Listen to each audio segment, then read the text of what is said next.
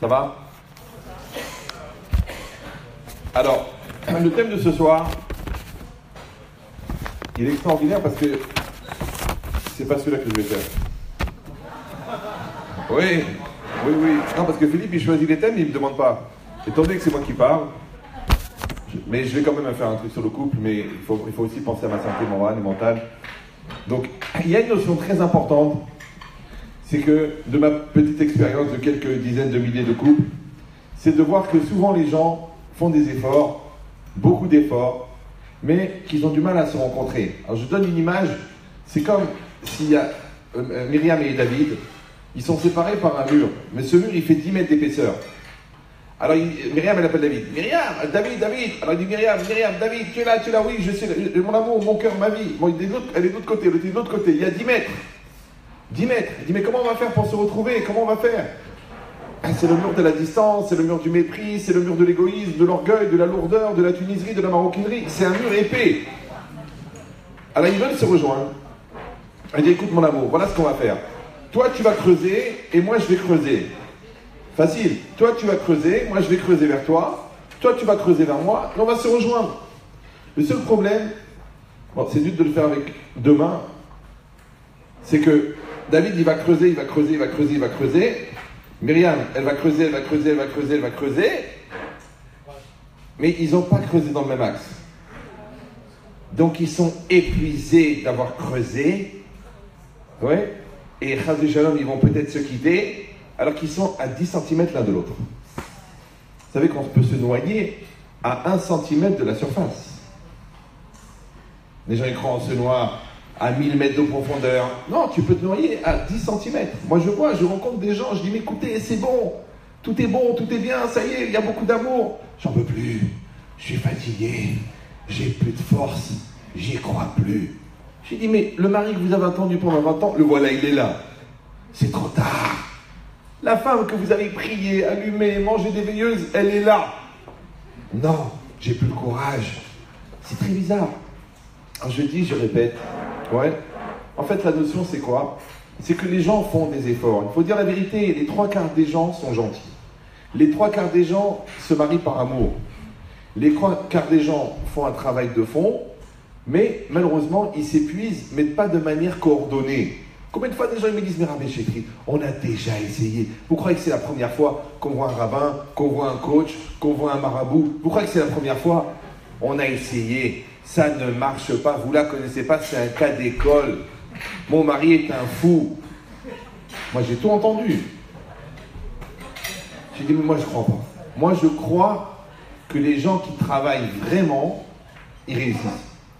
Mais c'est vrai qu'il faut avoir un peu de connaissance, c'est vrai qu'il faut avoir un peu de direction. Et c'est vrai qu'il faut avoir un petit peu d'aide divine. Parce qu'il faut quand même comprendre que le couple, à 90%, c'est le shalom. Et le shalom, c'est pas une notion comme on croit nous, d'équilibre psychologique, dans la communion des bonnes volontés, dans un désir réciproque de mettre en place une atmosphère positive. Non, ça c'est bien pour vendre sur Internet. Mais le shalom, c'est la présence divine. Parce que shalom, c'est un des noms d'Hachem. Le Midrash il dit Gadol, Shalom, Sheshmo, Shalakadosh Baruch Hu, Shalom. Elle est grande la paix, que un des noms de Dieu, c'est la paix. Maintenant, qu'est-ce que c'est le nom de Dieu? C'est la paix. Ça veut dire que de la même manière que quand vous voyez que la vie elle est dure, vous voyez le nom Elohim. Quand vous voyez que la vie elle vous donne du crédit que vous ne méritez pas, vous voyez Yud Kevavke, vous voyez le tétragramme. Ouais. De la même manière, quand vous voyez le shalom dans une maison, ça veut dire que vous voyez Hachem dans la maison. C'est-à-dire que la paix, en fait, c'est le témoignage de la présence divine. Les gens, ils croient qu'il faut la paix pour amener Hachem. Non, c'est quand Hachem il rentre dans la maison qu'il y a la paix. C'est ça que la Gemara dit que quand les enfants ils ne respectent pas, ils ne craignent pas leurs parents, Hachem il dit j'ai bien fait de quitter cette maison. Comme ça elle dit la Gemara. J'ai bien fait de quitter cette maison. Ça veut dire que la présence divine, elle amène le shalom, la présence divine, elle amène le respect. Maintenant, après, c'est comment chacun d'entre nous, il va essayer de mettre en place ça. Donc maintenant, je vais vous donner, parce que c'est très à la mode, pour essayer de faire la paix entre Israël et les Palestiniens, une feuille de route. Donc ce soir, je vais vous donner un mode d'emploi. ça vous change un petit peu, d'accord? Toujours des blagues et des raisonnements et des projets. J'étais la semaine dernière à Yerushalayim, un gars il m'a ramené de Natania. Il m'a dit Rabbi Chitrit, kol hakavod pour ce que vous faites, bravo. Mais vous êtes la cause des divorces. Je dis ah bon? Il m'a dit oui, parce que vous donnez un idéal tellement beau que quand la femme elle regarde son mari, elle dit j'ai épousé un chleu. C'est ça le problème. Alors je dis la logique c'est quoi? C'est qu'en fait, c'est un peu compliqué et c'est simple. Il faut apprendre à aimer la personne qu'on a en face de soi. Il faut arrêter d'aimer quelqu'un qui n'existe pas. Quelqu'un qu'on aurait voulu qu'il soit ou qu'elle soit. Ouais, l'autre il voudrait qu'elle soit mince. Elle n'est pas mince. Il n'y a pas. Elle n'est pas. Elle est taposa. C'est sa nature. Tu fais encore, maigris encore, perdre 44 kilos, mets du 38, tu fais du 48, ma chérie. Arrête de faire souffrir les jupes, arrête d'exploser des fermetures éclairs, arrête. Donc ça personne à personne, elle accepte. Son mari c'est pareil. Moi elle me dit oui, je comprends pas mon mari, il évolue pas assez dans la Torah, mon mari, il est pas assez entreprenant, mon mari, il veut pas créer un magasin, mon mari. Je dis ton mari c'est comme si tu es dans le brouillard et tu t'approches. Tu vois un truc, un animal, ou tu sais pas un monsieur, tu sais pas, dans le brouillard, et tu t'approches, tu lui demandes bonjour. Pourriez-vous me donner l'heure? Et tu attends, et tu attends, et tu attends. Et l'autre, il ne répond pas. Mais tu entends un bruit de mâchouillement. Ouais. Bon, tu attends. Tu dis, s'il vous plaît, sans vous déranger, pourriez-vous me donner l'heure?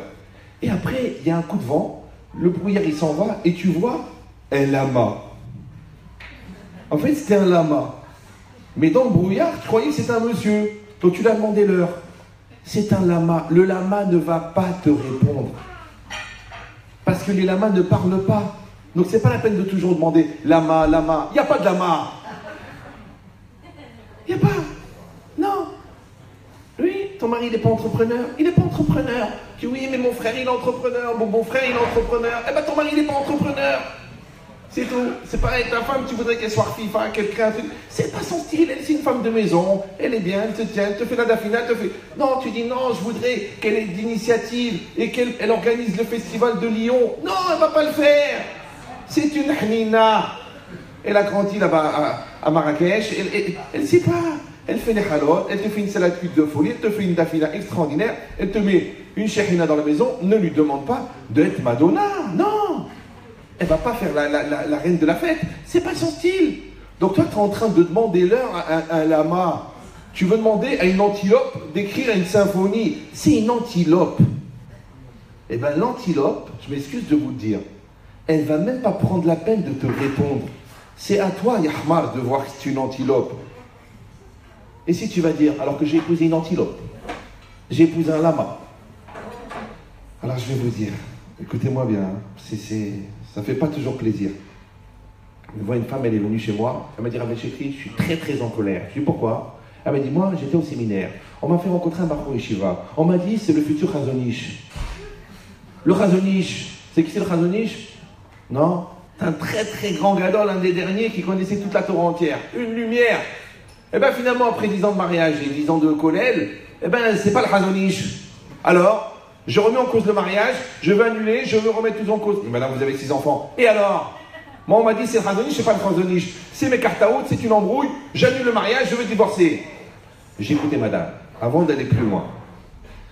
Ok, votre mari, vous vouliez que ce soit le Chazonish. Mais vous, est-ce que vous êtes la femme du Chazonish? Elle me dit, je dis, vous allez à la plage mixte? Oui, mais c'est pour la peau. Ah, ok.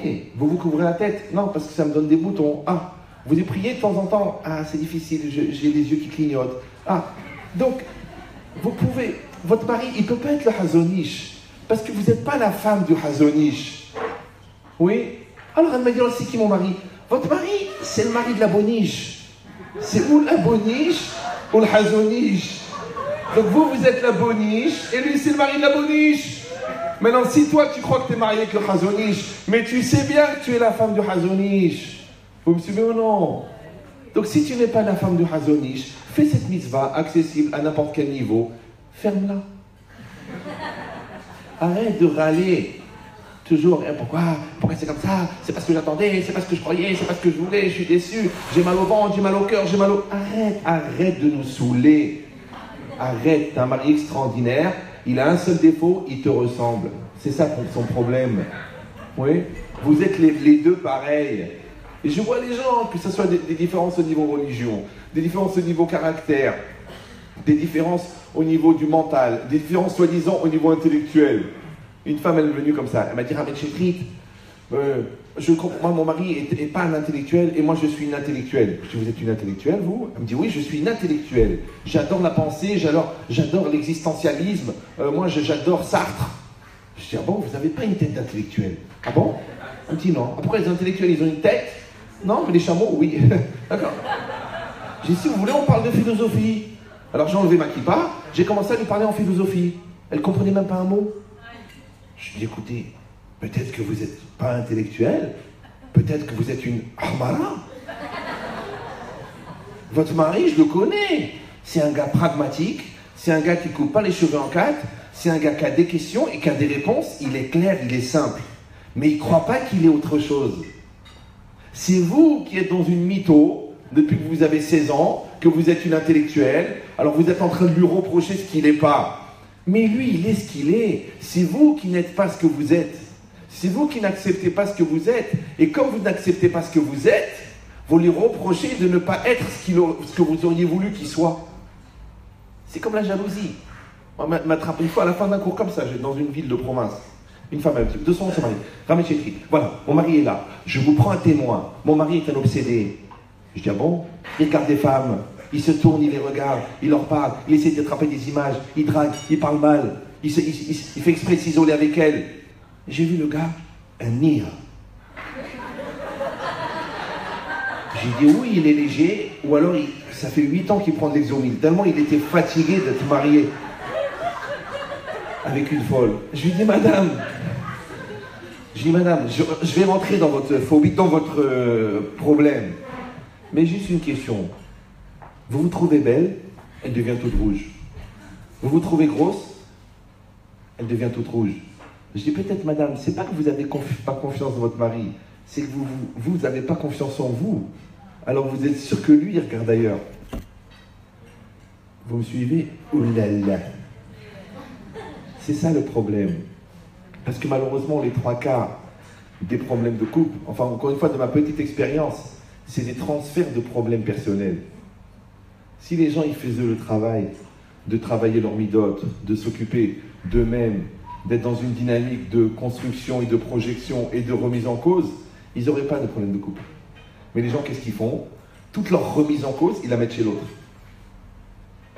Ils deviennent le psychologue de l'autre, le psychanalyste de l'autre, le psychiatre de l'autre, le rav de l'autre.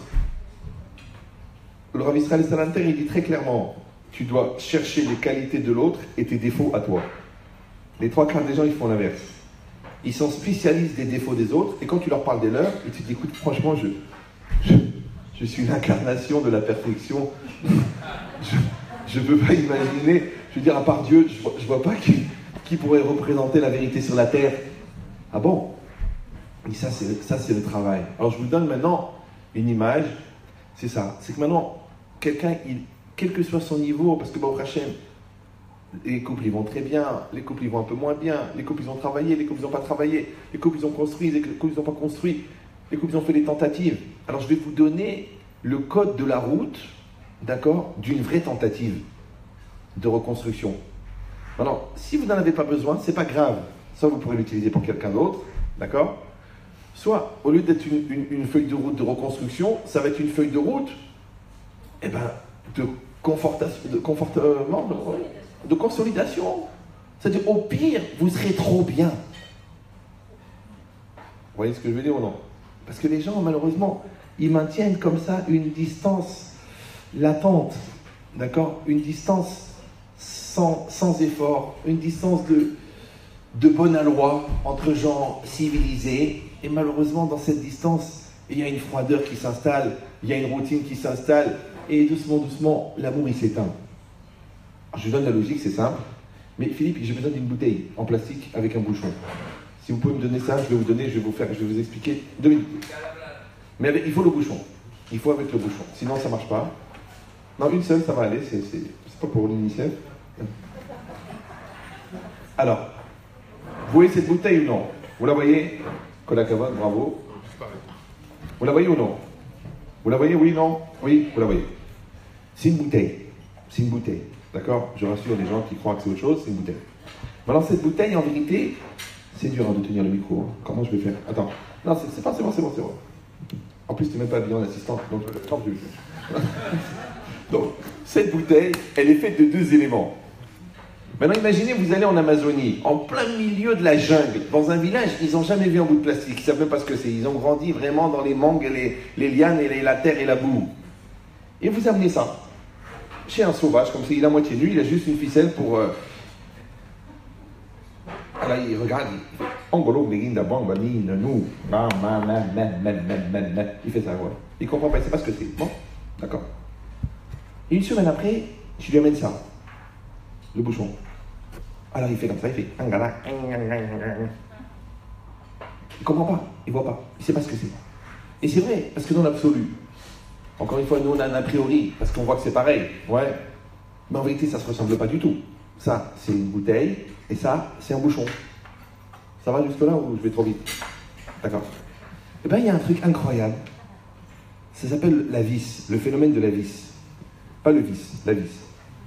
Vous vissez comme ça. Vous vissez bien. Et quand vous avez bien vissé, vous voyez, la bouteille, elle ressemble à l'homme. Et la femme, elle ressemble au bouchon. Parce que c'est grâce à elle que tu peux la fermer. Non, je rigole. Non, ça m'a échappé, excusez-moi. Un problème personnel sûrement. Alors, donc, vous voyez, la bouteille et le bouchon ne se ressemblent pas du tout. Et pourtant, quand vous les rendez solidaires l'un de l'autre, ils vont bien ensemble. Et comment vous savez qu'ils vont bien? Parce que quand vous faites comme ça, personne ne pleure. Il n'y a pas de fuite. Oui, c'est exactement ça. C'est ça le Shalom Bayit. Le Shalom Bayit, c'est qu'on a rendu solidaires 2 éléments qui a priori n'ont rien à voir. Parce que toi tu viens d'une famille, toi tu viens d'une autre famille, toi des fois tu viens d'une autre race, ouais, une autre espèce, tunisien, marocain, ashkénaze, le mariage mixte, ouais, tunisien et ashkénaze. Et on est mis ensemble, hommes et femmes déjà, très important de se marier avec quelqu'un du sexe opposé, très important. Et après, vous voyez qu'ils vont bien ensemble. Mais ce petit truc-là complètement débile, de visser le bouchon, ça prend des années. De créer de la solidarité, ça prend des années. Alors pour tous les gens qui ont déjà fait des tentatives et qui n'ont pas forcément réussi, et pour tous les gens qui ont déjà réussi et qui vont être confortés, alors on va faire le cours ce soir. Ça va? Ça va? Super. Alors la première chose, quand on veut redonner une chance, la première, c'est qu'il faut accepter de raser le passé. Je sais que c'est dur, parce qu'il y a une très grande maladie qui s'appelle Yahasra. Ouais. Il y a une radio écoutée par des millions de personnes qui s'appelle Radio Nostalgie. Des gens qui n'arrivent pas à oublier. Jamais j'oublierai. Tu écoutes mon amour. Si tu pollues notre présent avec notre passé, nous n'avons pas de futur. Vous me suivez ou non? Moi, je veux avancer. Moi, je veux évoluer. Moi, je veux grandir. C'est comme l'enfant, il te dit, maman, je vais travailler cette année. Je vais travailler. Tu m'as dit ça l'année dernière. Je n'y crois plus. Mais à quoi ça sert?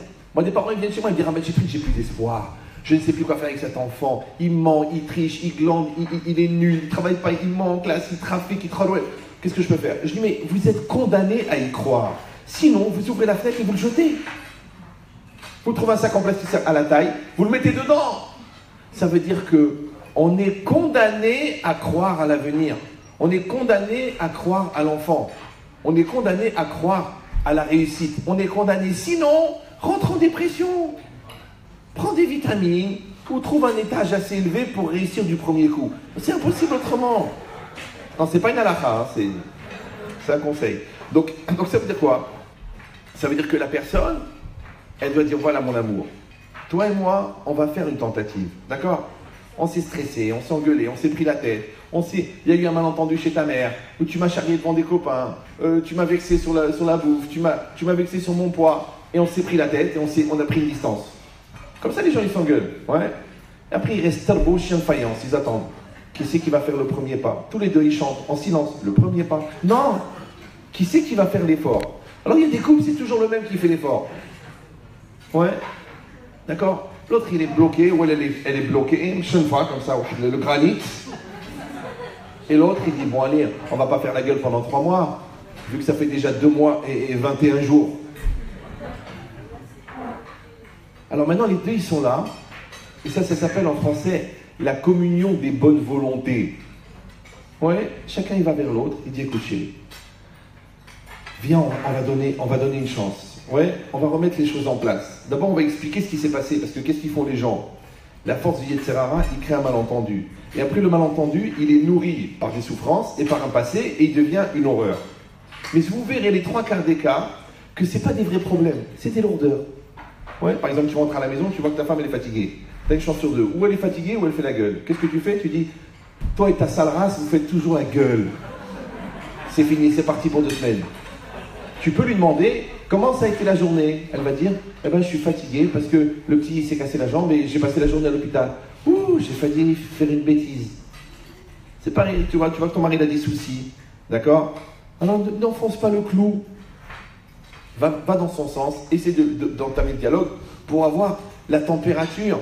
Parce que Yetzer Hara, qu'est-ce qu'il fait? En 3 secondes, il fait un malentendu. Il fait un quiproquo, il fait une souffrance. Après, il fait un refus de se remettre en cause, un entêtement, et un jeûne et une obstination. Voilà. Et chacun de son côté, comme ça. Toujours juste avant Shabbat. Comme ça, on sait qu'on va passer un Shabbat pourri. Et les enfants, les pauvres au milieu, tiens, donne ça à ta mère. Dis à ton père que j'ai pas faim. C'est dur, les gens ils habitent dans la même pièce. J'ai raconté ça déjà. Vous vous rappelez les gens qui s'écrivent des lettres? Vous vous rappelez ou non? Vous vous rappelez? Levez la main ceux qui se rappellent, que je vois. Si je deviens gaga. 2 personnes, c'est tout? Je la raconte ou non? Moi je raconte que des histoires vraies, le contraire de ce que vous entendez à la télé. Un jour, une femme comme ça, elle a un problème avec son mari. Elle me dit, j'arrive pas à lui parler. Ah non, c'est le mari qui n'arrivait pas à parler à sa femme. Je dis, madame, ce que vous faites, monsieur, vous écrivez à votre femme. Le gars, il a écrit une lettre. Mon amour, mon cœur, ma vie, voilà ce que j'ai jamais pu te dire, parce que tu m'as jamais laissé finir de parler. Chaque fois, ferme-la, attention, je sais où tu vas en venir. Vous êtes tous pareils, vous les hommes. Alors, le gars, il a écrit une lettre. Gentiment, il a écrit tout ce qu'il avait sur le cœur, combien il aimait, combien il voulait grandir, combien il voulait se remettre en cause. Et il a pris la lettre, il l'a remplie, il a mis l'adresse, il l'a mis à la boîte aux lettres. Elle est arrivée 2 jours après à la maison. Imaginez la scène kafkaïenne. C'est Kafka. Vous avez vu Kafka? Là, c'est Kafka, mais sans le F. D'accord? Donc, elle reçoit la lettre. La femme, elle ouvre la lettre, elle voit, c'est marqué Madame Marilyn Bokovza. Elle voit la lettre. Elle l'ouvre. C'est son mari qui a écrit la lettre. Le mari, il est à côté. Ah, t'as reçu du courrier? Chut, pourquoi tu te mêles? Elle lit la lettre, comme ça, il me raconte. Hein. Elle lit la lettre, ça fait comme ça.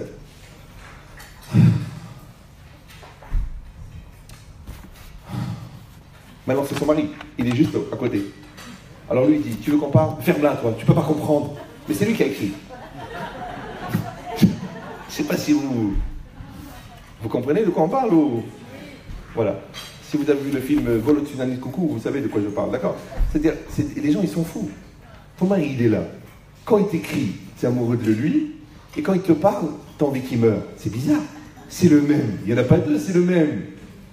Mais cette logique, c'est quoi? C'est qu'en fait, il y a une espèce d'électricité statique entre les gens. C'est comme toi, la patience que tu as pour parler avec le fils du voisin, et les nerfs que tu as pour parler avec ton fils. C'est incroyable cette différence. Premièrement, parce que le fils du voisin, c'est peut-être ton fils. Bon, d'accord. Et à part ça, c'est parce que... Là, j'ai besoin de savoir si vous mangez ou si vous écoutez.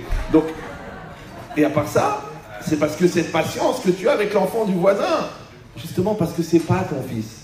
Ben, c'est exactement pareil. On a une électricité statique très très puissante avec les gens qu'on aime. Ouais.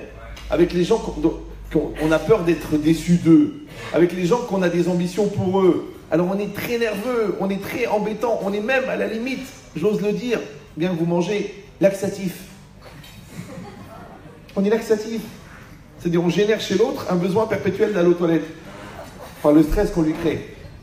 Il dit cette logique-là, ce qui est marqué ici, que la personne au fond, elle va voir l'autre et dire écoute mon amour, on va faire une tentative. Mais pour que cette tentative, elle ait une valeur, il faut qu'on se crée un crédit. On va dire pendant 1 semaine, 2 semaines, 1 mois, on arrête de parler du passé. Parce que si à chaque fois que je fais un pas en avant, tu me dis oui, mais il y a 2 ans, tu m'as déçu. Si je te dis je ne vais plus dire des gros mots, tu me dis oui, mais avant, tu avais déjà dit ça. Si je te dis maintenant, je vais me lever tous les matins, après tu me dis oui, mais tu dis ça, après ça tient une semaine. Mais à quoi ça me sert de faire une tentative d'effort si tu me casses cet effort? Ouais.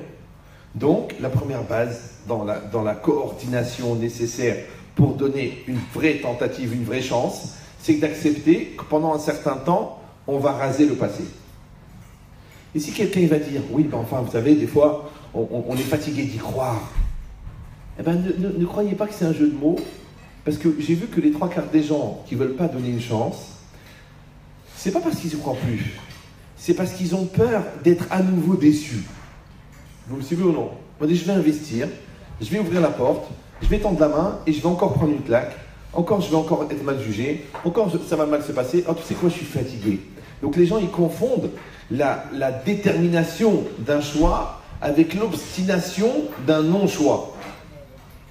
Parce que je ne veux pas faire l'effort. Alors je vous le dis tout de suite, pour les gens qui me disent, on a essayé 3 fois, on a essayé 4 fois, alors je vais vous dire le secret, ne le prenez pas mal. Tous les jours, c'est un redémarrage. Parce que vous croyez que c'est quand ça ne va pas qu'il faut redémarrer, et quand ça va bien, il ne faut pas redémarrer. Tous les jours, il faut redémarrer. Vous n'avez pas de la peine pour la voiture elle est arrêtée. Elle est tranquille, elle est froide, elle est bien. Tu viens, tu mets, et tu démarres. Et tu lances le moteur, et tu lances le carburateur, et tu lances l'essence, et le gaz, et la compression, et le... Laisse-la tranquille. Ça ne te dérange pas. Ça ne te dérange pas de redémarrer la voiture. Oui. Et tu vas au magasin et tu redémarres l'histoire. Oui. Et tu vas à l'école et tu redémarres une nouvelle journée. Tous les jours, tous les jours, tous les jours, tous les jours. Donc en vérité, la vie, c'est une série de redémarrages. Mais il ne faut pas avoir peur de redémarrer. Parce qu'en vérité, chaque matin, c'est un redémarrage. Oui. Et chaque rencontre, c'est un redémarrage. Et chaque occasion, c'est un redémarrage. J'ai vu des gens, ils avaient des fortunes extraordinaires. Ils sont plantés en business. Ils ont tout perdu. Mais le gars, il a perdu 150 millions d'euros. Tu crois qu'il s'est tiré une balle dans la tête? Non, il a redémarré, il s'est remis, il a emprunté 10 000 euros, il a refait le commerce, il est parti en Chine, il a trouvé un produit, il a importé, il a recommencé. Il a repris 130 millions d'euros. Oui. Et il s'est replanté. D'ailleurs, il est devenu agriculteur, ouais. Et il a replongé, il a tout perdu et il est remonté. Tu dis, le gars, il a tout perdu, il est remonté. Il est remonté. Il y en a, lo alechem, ils ont perdu toute leur famille. Accident de voiture, ouais. Il s'est remarié, il a refait des enfants, il a tout refait. Il y a des gens, ils ont fait un AVC. Ils étaient entièrement paralysés, les médecins ont dit, ils ne remarcheront plus. Le mec, il s'est battu centimètre par centimètre, centimètre par centimètre. Il a fait le marathon de New York, alors qu'il ne peut même pas se lever du lit. Ça veut dire que tu repousses les limites. Il faut accepter ça. Parce que les gens, ils croient, on n'a qu'une vie. En vérité, c'est faux. C'est pour ça que Haïm, c'est au pluriel. On n'a pas qu'une vie, on a plusieurs vies. Et peut-être même que chaque jour, c'est une nouvelle vie. Surtout qu'on dit que le sommeil, c'est un 60e de la mort. Donc tous les matins, quand tu te lèves, Yom Hadash, c'est un nouveau jour. C'est pour ça que je vous dis toujours, chaque jour, Yom Hadash, nouveau jour. Panim Hadashot, des nouveaux visages. Rosh Chodesh, c'est Rosh Hadash. C'est une nouvelle tête. Chaque mois, tu dois avoir une nouvelle tête. Parce que chaque mois, c'est une nouvelle. Il y a, le Bnei Issachar, il explique qu'il y a un autre nom divin qui influence le mois. Donc, entre guillemets, il y a un autre visage d'Hachem. Donc, il y a une autre influence. Donc il y a des autres potentialités. Donc toi, tu dois être une autre personne. Ça s'appelle Rosh Hadash. Rosh Hashanah, c'est pas la tête de l'année. C'est pas le début de l'année. Non, parce qu'on dit nouvelle année. Pour la nouvelle année. Mais quelle nouvelle année? Tu es le même Hamar que l'année dernière. Quelle nouvelle? Il n'y a rien de nouveau. Non. Rosh Hashanah, c'est pas la tête de l'année. C'est Rosh Hashinouï. C'est le début du changement. C'est qu'est-ce qui va être différent cette année? C'est pareil, tu rentres au magasin, tu attrapes les vendeurs, tu leur dis, allez, Qu'est-ce qu'on va faire différemment aujourd'hui? Comment on va me présenter différemment? Allez, on fait un briefing. Alors, comment on accueille les clients? Est-ce que vous voulez qu'on change les couleurs? On change la disposition du magasin? Hop, il y a du renouveau. Ouais, c'est pareil. Tu rentres à la maison, mon amour, on part à Malaga. On s'organise, on fait un truc, on prend un petit hôtel. Elle dit, maintenant, je veux qu'on entame le dialogue. Tu sais quoi? Elle dit, moi, je m'intéresse à la peinture sur soi. Ah, moi aussi, je m'intéresse au respect de soi. D'accord? Donc, on va faire quelque chose. On rajoute quelque chose de nouveau. Toujours, encore une ambition, encore un projet, encore une nouveauté. Ou non, c'est beau. Maintenant qu'on a organisé la maison, on a acheté les meubles Ikea, on a reproduit la décoration qu'on a lue dans le catalogue Roche-Beaubois, et on attend la mort. Voilà. Non, encore du renouveau. Je me rappelle la grand-mère, la vieille, 83 ans. Elle disait, allez, viens, on change la salle à manger. Mets de l'autre côté, tire la commode là-bas. Après tout ça, ça sert à rien. Jette-le, tu t'en sers jamais. La vieille de 83 ans, FIFA, jeune, entrepreneuse, développeuse. Et l'autre, capesse de maths, 28 ans, baha, sur le lit comme ça. Je suis fatigué. J'ai pas de force. Amène-moi un jus d'orange, je suis au bord de l'épuisement. Tu dis, c'est qui la vieille? C'est laquelle des deux qui est vieille? Donc les gens, ils se plaignent de la routine, les gens, ils se plaignent qu'il n'y a pas de renouveau, les gens, ils se plaignent que la passion a quitté leur couple. Mais en bataille, la passion, c'est toi qui la mets. Si tu la mets pas, il n'y en a pas. Arrêtez de regarder des films. Arrêtez d'écouter des chansons d'amour. Arrêtez de vous masturber mentalement avec des émissions psychologiques. Non, tu veux qu'il y ait de la passion, mets de la passion. Tu veux qu'il y ait de l'ambiance, mets de l'ambiance. Tu veux qu'il y ait de la simcha, mets de la simcha. Tu veux qu'il y ait de la discussion, mets de la discussion. Ne reste pas en attendant de dire, eh ben moi j'aurais bien voulu moi qu'elle entame la discussion. Tu vois ces deux-là, comment ils se parlent? Et nous on se parle jamais. Quand t'as empêché, on t'a mis un flingue sur la tête, on t'a cousu les lèvres. Parle! Non, hein, pour râler. Hein, pour râler, tu trouves les mots. Ouais, mais pour engager, tu n'arrives pas. Donc cette idée-là, ça s'appelle en français la communion des bonnes volontés. Et ça, c'est très important. Je vous dis un secret en architecture. Je sais qu'il y a des architectes dans la salle. Je vous donne un secret. C'est très important que l'ascenseur s'arrête à l'étage. Vous savez, un truc débile. Vous ouvrez la porte de l'ascenseur. Il y a l'ascenseur. Vous êtes dans l'ascenseur. Vous voulez ouvrir la porte. Elle s'ouvre. Pourquoi? Parce que l'ascenseur, elle s'est arrêtée sur le palier. Ça va? Si l'ascenseur s'arrête entre deux étages, vous ne pouvez pas ouvrir la porte. Et même si c'est une porte qui s'ouvre comme ça, vous forcez, vous l'ouvrez. Eh bien, je m'excuse de vous le dire, hein, même si vous habitez dans un immeuble de haut standing, à Monaco, avec du marbre, des miroirs au plafond, eh bien, le palier, il est magnifique. Mais le mur entre deux étages, il est, on dit en français, brut de béton.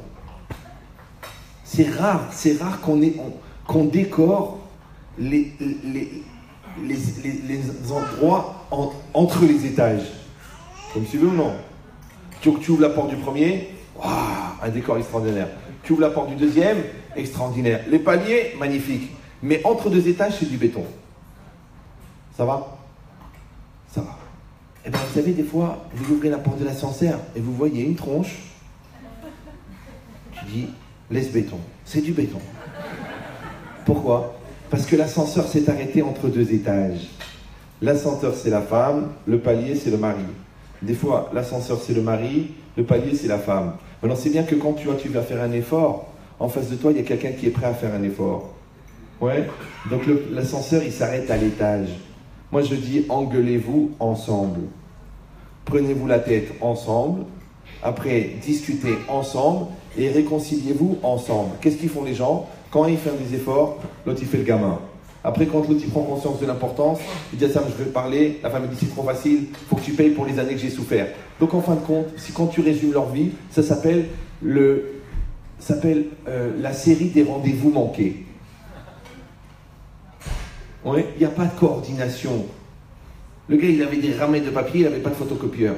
Après, quelqu'un lui a offert un photocopieur, entre-temps, il avait donné les ramettes de papier. Oh, il n'a pas de papier. L'autre, il a des idées, il n'a pas d'argent. L'autre, il a l'argent, il n'a pas d'idées. D'accord? L'autre, il a eu tous les bouquins de psychologie, de pédagogie, il n'a pas d'enfant. Ouais, celui-là, il a des enfants extraordinaires, mais il est tellement brel, il est en train de les pourrir un par un. Parce qu'il n'y a pas de coordination. Il faut que l'ascenseur s'arrête à l'étage. Donc quand tu vois que l'autre, il vient avec de la bonne volonté, ne commence pas à faire la mchon ou la mchonfa. Tu dis, ok, il vient vers moi, il veut parler, viens, on parle. Viens. Il veut discuter, viens, on discute. Il veut me donner sa version, donne sa version. Il dit qu'il a raison. Écoute qu'il a raison, qu'est-ce que ça peut te faire? Ah non, je vais lui prouver que c'est moi qui ai raison, et il n'aura pas le dernier mot. Ma mère, jamais mon père, il a eu le dernier mot. Ok, mais ton père, il s'est pendu. Oui, mais ça n'a rien à voir. D'accord. Donc ça veut dire quoi? Ça veut dire qu'on va l'un vers l'autre. Eh bien, aller vers l'un vers l'autre, c'est ça la tentative. C'est ça donner une chance. Alors je te dis déjà, il faut accepter que si on va faire l'effort l'un envers l'autre, écoute mon amour. Écoute, mon chéri, ouais. Maintenant, on va faire un travail. On va se rencontrer, on va discuter, on va grandir ensemble. Alors, je t'en prie, ne parle pas du passé. Moi aussi, je ne vais pas parler du passé. Moi aussi, j'ai des choses à dire. Moi, j'ai des livres à écrire sur ce qu'on a vécu. Mais ça ne sert à rien. À quoi ça sert? Ça ne sert à rien. Tu dis, oui, comment j'arrive pas à oublier? Mais déjà, on a déjà vécu le passé. Donc déjà, le passé, il nous a pollués. Tu veux que maintenant, on pollue notre présent avec notre passé? Oui, mais Rav, j'arrive pas à oublier. Moi, je crois que c'est pas que tu n'arrives pas à oublier, c'est que tu fais un effort extraordinaire pour entretenir les souvenirs.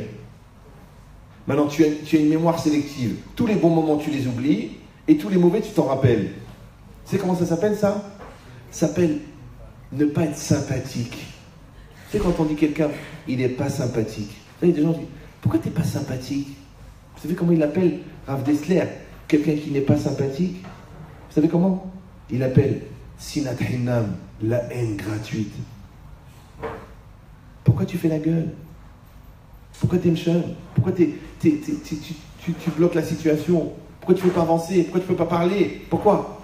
Tu crois, parce qu'on n'est pas d'accord, parce qu'on n'a pas le même point de vue, parce qu'on n'a pas la même éducation, parce qu'on n'a pas le même niveau intellectuel, parce qu'on n'a pas le même niveau social, parce qu'on n'a pas le même niveau de religion. Non! C'est juste parce que maintenant tu es en mode mauvaise volonté. Et quand tu es dans la mauvaise volonté, on ne peut rien faire. Il n'y a rien à faire. Pourquoi? Parce qu'il n'y a personne à qui parler. Alors je te dis mon amour. Un moment ou un autre, on va être dans la bonne volonté. Tu veux la preuve? Imagine, on est en train de s'engueuler les deux. Ouais, toi, ta gueule, ta truc, ta soeur, ta race, ta mère. Juste à ce moment-là, la belle-mère, elle arrive. Elle ouvre la porte. Elle rentre. Ah, bonjour les enfants. Excusez-moi, je suis venu pour s'en prévenir. Maintenant, ils étaient en train de s'engueuler les deux. Ils étaient aux insultes déjà, c'est-à-dire niveau 3 sur l'échelle de Leicester. D'un seul coup, il change de ton. Bon Myriam, donc pour Shabbat, comment ça se passe? On va chez ta mère. Alors la femme elle dit, écoute, Maurice est en train de m'engueuler. Ben, continue. Pourquoi tu t'arrêtes parce qu'il y a ta mère ou parce qu'il y a la mienne? Alors il lui fait. Alors il lui dit, mais mon amour, même si ma mère n'était pas rentrée, le bon Dieu il était là.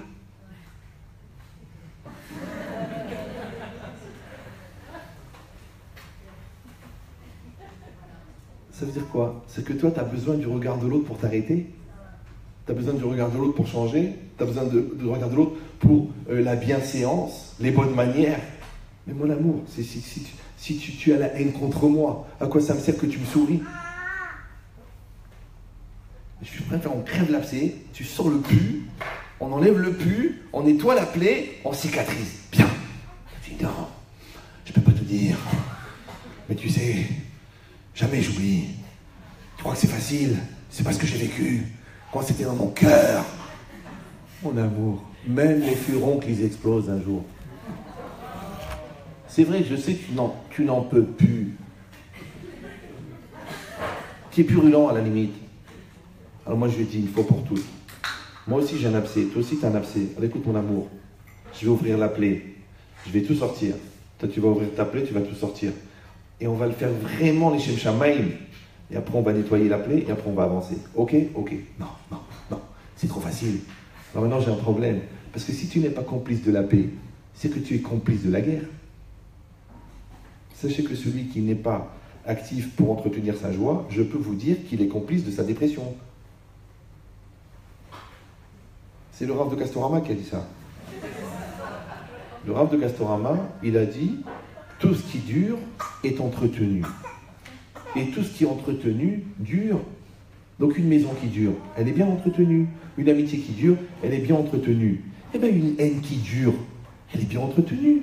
Une tristesse qui dure, elle est bien entretenue. Il faut voir les efforts que les gens font pour garder leur haine. Alors tu dis quoi? Va parler, va crever l'abcès, pose les choses, éclate un bon coup, insulte un bon coup et dis ce que tu as à dire. L'autre t'a dit, t'as dit ce que tu avais à dire? Oui, ben moi aussi je vais dire ce qui s'est passé. Moi je vais dire comment je l'ai ressenti. Moi je vais dire comment je l'ai vécu. Alors tu dis, ah bon, toi aussi t'as souffert? Bien sûr qu'on était deux. Mais alors, t'as souffert de moi? Pas du tout. J'ai souffert du Satan qui est venu avec toi. Et toi? Moi aussi du Satan qui est venu avec toi. Alors en fin de compte, nous deux on va très bien. C'est juste les deux Satan qui vont pas bien. Eh ben, voilà, vous devenez intelligent maintenant. C'est ça le problème, c'est qu'il faut créer de la solidarité avec le bon côté de la personne. Or que toi, tu te nourris des erreurs de l'autre pour nourrir ton mauvais côté. Donc c'est le mauvais côté qui rencontre le mauvais côté. Alors quand la mauvaise volonté, elle rencontre la mauvaise volonté, je peux vous dire que ça va durer longtemps. Hein. Nous, ce qu'on veut, c'est que la bonne volonté, elle rencontre la bonne volonté. Mais comme les gens ne sont pas coordonnés, c'est la bonne volonté qui rencontre la mauvaise volonté. Et c'est dur de parler à un mur. Après, la mauvaise volonté, elle est fatiguée d'avoir la mauvaise volonté, ou alors elle arrive bientôt à la date du mikvé, donc elle devient pleine de bonne volonté. Et l'autre, elle dit, tu veux de la bonne volonté? Tu veux toucher la personne que tu as insultée pendant 2 semaines?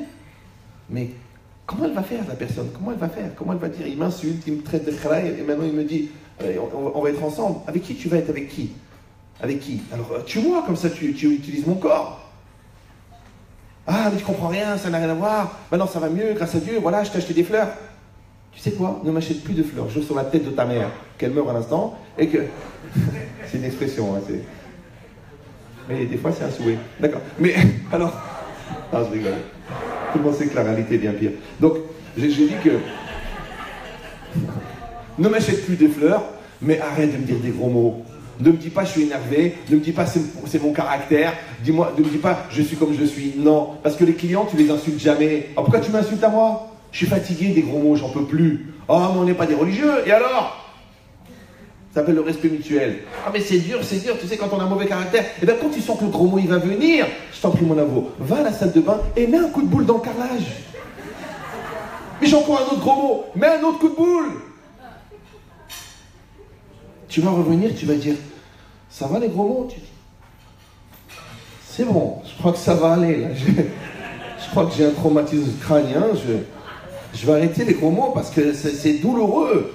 Mais tu sais, quand tu as mis le coup de boule dans le carrelage, tu crois que tu t'es fait mal? Non, tu as juste senti qu'est-ce que je ressens quand tu me dis un gros mot. C'est bien. Comme ça, tu vas arrêter les gros mots.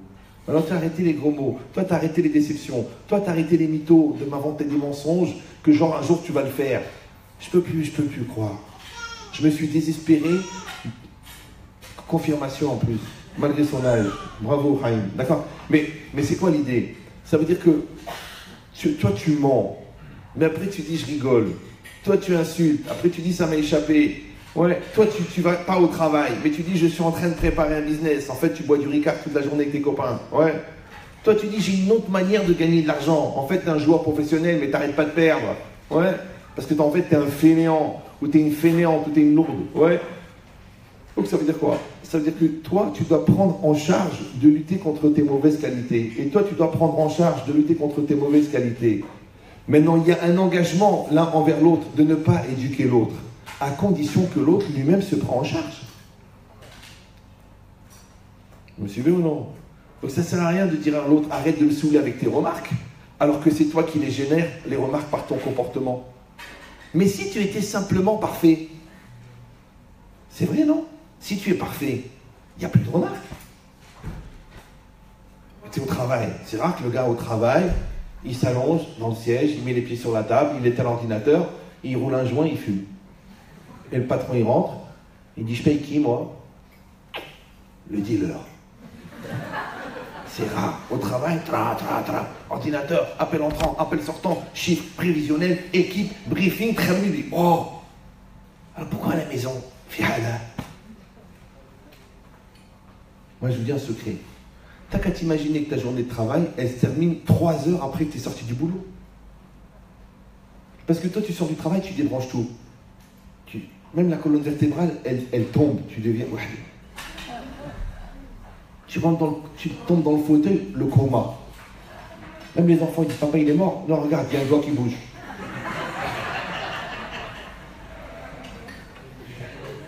Tu rentres à la maison, la journée continue. Je continue, pourquoi? Et si tu vas dire, eh ben on est fatigué, on n'a pas le droit de se relâcher un petit peu. Attends. C'est une question, ça s'appelle en français la hiérarchie des priorités.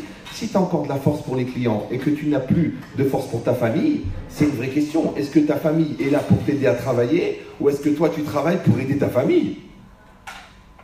Il faut juste définir c'est quoi le plus important.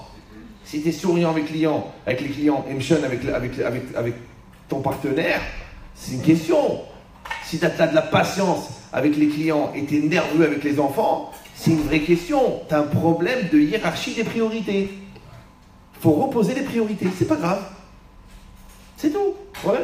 Il dit, ça c'est quoi? C'est que dans la tentative que vous allez faire ensemble, vous allez dire déjà mon amour, on démarre sur un terrain stérile. D'accord? Ça veut dire que on arrête de parler du passé. Numéro 2, on se crée une ligne de crédit. Je te donne un crédit, tu me donnes un crédit. Parce que qu'est-ce qui se passe, les gens, qu'est-ce qu'ils font? En général, ils usent leur crédit. D'accord? La patience, l'écoute, l'espoir, ils usent le crédit. Et quand ils n'ont plus de crédit, ils sont à couteau tiré, ils sont à vif. Chaque mot, chaque situation, elle ne fait qu'empirer la situation. Il dit, écoute chérie, quand tu crées une société, tu vas à la banque, tu dis bonjour, je crée une société. Le gars, il dit ok, maintenant je veux un découvert. Comment vous voulez un découvert? Mais vous écoute, je veux un découvert, je vais créer un commerce. Pendant les 6 premiers mois, je ne vais pas gagner d'argent. Peut-être je vais en perdre. Mais il faudra quand même que je paye le loyer, que je paye les... Donc, laissez-moi un découvert.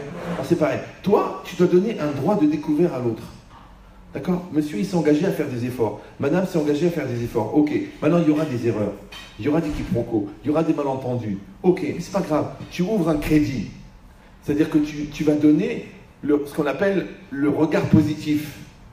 Pourquoi? Parce que le Yetzirah n'est pas mort ce matin. On l'aurait lu dans les journaux. D'accord? Donc quand on prend des bonnes résolutions, ça ne veut pas dire que maintenant qu'on a pris la résolution, l'histoire elle est réglée. Maintenant on va rentrer dans un apprentissage pour construire quelque chose de fort. Mais comme jusque-là, on était des serviteurs du Yetzirah et qu'on a pratiquement atteint la perfection dans l'erreur, il va falloir qu'on travaille maintenant pour atteindre la perfection dans le bien. Mais on ne peut pas passer d'un jour à l'autre comme ça. C'est comme un enfant, il te dit, papa, ça y est, je vais me mettre à travailler. Ou c'est comme si les deux familles, elles arrêtaient de s'engueuler. Elle dit, maintenant, on fait la paix et on arrête de dire de la shonara l'un sur l'autre. D'accord? Maintenant, viens pas me voir dans une semaine pour me dire, dis-moi, à la synagogue, quelqu'un m'a dit. Mais non, parce que ça, c'est encore les retombées du la shonara d'avant. Donc, il faut attendre que la source de la shonara, elle s'éteigne.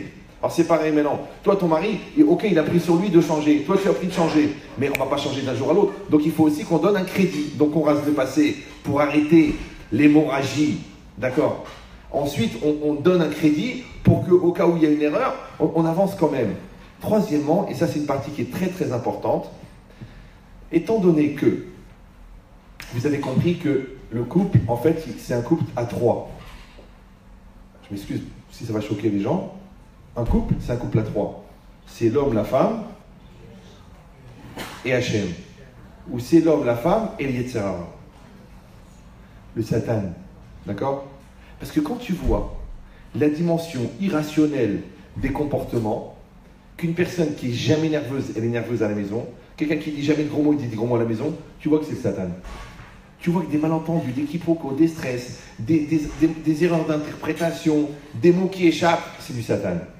Maintenant, la seule manière de lutter contre le Satan, ça s'appelle en français la vigilance. La vigilance, ça veut dire qu'il faut mettre une caméra au-dessus de sa tête. Vous voyez? Chacun doit mettre une caméra au-dessus de sa tête. Et avant de parler, avant d'agir, et même avant de penser, il doit réfléchir, est-ce que ce que je vais dire, est-ce que ce que je vais faire, est-ce que ce que je vais penser, c'est bon pour mon couple ou mauvais pour mon couple? Pourquoi? Je vous raconte, c'est très simple. Comme j'ai dit tout à l'heure, le gars il rentre à la maison, d'accord? Il voit que sa femme elle fait la tête. Donc qu'est-ce qu'il va faire le Yetzirah? Il va lui dire, dis-lui un mot méchant, d'accord? Lui, il a été faire les courses, il a oublié le poisson, mais il est parti pour acheter le poisson. Il a acheté tout au champ, mais il a oublié le poisson. Donc tu as envie de lui faire un pic, ouais. Soit tu lui dis, écoute, je crois qu'il manque quelque chose, mais je vais passer au cachère, je vais le prendre moi. Ouais. Soit tu lui dis, comme d'habitude, le brel, pense à autre chose, il joue avec son téléphone, toujours la tête en l'air, futur Alzheimer. Mais le pauvre, il a oublié le poisson. En fait, il n'oublie jamais rien. Mais Yetzirah, il lui a fait oublier le poisson. Tu sais pourquoi? Parce que toi, tu lui as dit, va chercher le poisson. Yetzirah, il a fait oublier le poisson. C'est comme l'anniversaire. Vous savez, le mari, vous lui répétez pendant 364 jours l'anniversaire, mais le jour de l'anniversaire, il oublie. Mais il y a pensé toute l'année, puisqu'il est traumatisé par ton anniversaire. Mais le jour, il a oublié. La tête, elle est partie. Maintenant, toi, tu dois voir que c'est le Satan qui lui a fait oublier. Et toi, tu dois voir que c'est le Satan qui veut le fracasser parce qu'il a oublié. Pourquoi? Parce que maintenant, ok, tu vas le casser pour l'anniversaire. Ok. Alors maintenant, on va passer un Shabbat pourri. On va passer une semaine de mort. Qu'est-ce que tu as gagné? Tu sais, c'est une manière de fêter ton anniversaire. C'est marqué ici. Tu mets une caméra. Attention, hein. Rien que ça, déjà, si vous arrivez à faire ça, ça s'appelle en français la projection. Si vous arrivez à faire ça, en fait, c'est un filtre à Satan. Vous allez vous rendre compte la part du Yetzirah dans la vie. Vous allez dire, c'est pas possible. Mais c'est incroyable. Ouais. Donc quand tu vas parler. Tu vas dire par exemple, il arrive en retard. Tu peux dire, j'en ai marre que tu arrives en retard. Ou tu peux dire, j'adore quand tu arrives à l'heure. C'est très dur. Ça brûle là. Le feu. Ouais. C'est pareil. Et elle a fait un très beau Shabbat. D'accord? C'est pas la peine de lui dire ce qu'il n'y a pas. Dis merci pour ce qu'il y a. S'il manque un peu de sel, mets du sel. Ne dis pas, oh, ça manque de sel. Eh oui, ça manque de sel. Eh ben, mets du sel. Deviens une salière, Yabrel. Oui. Ou alors c'est trop chaud. Ah, c'est chaud. Ah, c'est trop chaud. Eh ben, attends, ça va refroidir. Ah, c'est pas assez chaud. Eh ben, lève-toi, l'handicapé. Va chauffer, va. C'est quoi, c'est trop chaud, à quoi ça sert? Là où trop chaud. Elle a passé 1h30 à préparer. T'as rien trouvé d'autre comme compliment de dire que c'est chaud? C'est incroyable. Mais sachez que ça y est, ça. C'est juste un Yetzirah. Pourquoi? Parce que c'est dur de complimenter. C'est dur d'encourager. C'est dur de voir le positif. Mais voir le négatif, mais à la limite, comme dit le Satan, c'est naturel.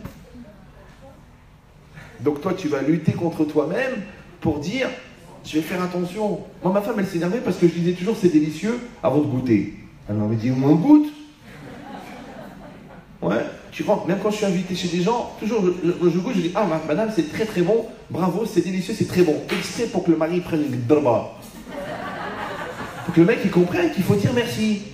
Tu dis, mais elle fait à manger. Heureusement, sinon je la jette par la fenêtre. Elle n'est pas obligée. Comme toi, tu n'es pas obligé. Tu es obligé de rien, elle est obligée de rien. Mais quand tu penses que l'autre est obligé de rien, tu dis merci sur tout. Mais comme tu crois que tout est dû, ouais, alors tu oublies de dire merci. Et quand tu oublies de dire merci, c'est ce que fait la personne. Elle continue à faire parce qu'elle est bien éduquée, mais elle ne fait plus avec le goût. Elle ne fait plus avec l'amour. Elle ne fait plus avec la simha. Elle ne fait plus avec, comment dire en anglais, la farha. Après tu dis, mais ces salades, ils n'ont pas de goût. C'est normal, mon mari, c'est pour que tu t'étouffes. Parce que ça fait 52 fois qu'elle fait avec son cœur et tu dis rien. Mais si tu dis, oh là là, oh, il y a rajouté un truc là. C'est bon, c'est relevé. Oh, la tarte à l'abricot. Comment t'as fait? C'est quoi le petit côté pétillant? J'ai un petit rajout. Qu'est-ce que ça peut te faire? Fais un compliment. Elle a passé 1h30 à s'habiller. Dis-lui qu'elle est magnifique. Tu dis, mais quoi, pourquoi? Mais le voisin, il va lui dire. Le postier, il va lui dire. Le garagiste, il va lui dire. Tout le monde va lui dire. Sauf un. Et toi, c'est pareil, ton mari fait un effort. Tu vois, d'habitude, il met 4 sucres. Il a mis un sucre. Tu dis, c'est bien, chérie, tu fais un effort. D'accord? Il a pris une douche. J'ai rien dit. Le matin, il veut t'embrasser. Mon amour. Tu sens la laine, tu dis, mais moi, je ne suis pas morte hier. Non. Alors, il va aller se laver les dents. Il va te faire un beau bisou. Ou non, tu dis, bon, vas-y, fais ce que tu as à faire. Non. C'est quoi la logique? La logique, c'est que chacun, il va mettre une caméra. Maintenant, si on était capable de faire le filtre, d'empêcher les mauvais mots de sortir de la bouche, d'empêcher les mauvaises actions de sortir de la main, du corps. Parce que qu'est-ce qu'on fait? C'est un truc bizarre. Tu promets à ta femme que tu vas arriver à 8 heures. Il n'y a pas eu un client de la journée. Elle vient pas, la cliente de 7h30? Elle vient. Elle vient. Alors toi, tu as deux solutions. Soit tu dis, écoutez madame, j'ai une obligation, je dois aller à l'hôpital tout de suite pour mon fils. En fait, tu dois rentrer parce que tu as promis à ta femme que tu rentres à 8h. Ou non. Tu dis, bon écoutez, c'est la part d'un ça, je lui dirai que j'ai une cliente. Mais elle t'attend. Et tu rajoutes une pierre sur le mur de la déception. C'est pareil, toi tu es au téléphone avec une copine, tu parles, tous les trucs importants qu'on dit quand on n'a rien à dire, d'accord? Et ton mari rentre. Il rentre ton mari, il rentre, minimum, tu mets la main, tu dis bonsoir mon amour.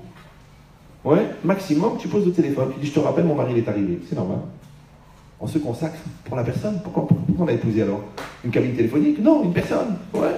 Ah, c'est pas évident, c'est pas simple. Ça va aujourd'hui, les téléphones, ils rentrent dans notre vie. C'est toi qui décides.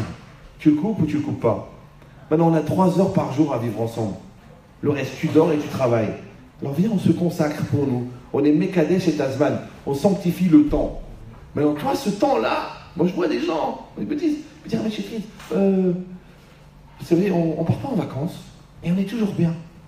Les gens ils disent non, il faut qu'ils partent au Bengale, ils partent en Thaïlande, ils partent. Tu sais pourquoi? Parce qu'ils vont chercher des paysages magnifiques, parce qu'ils ont un quotidien pourri.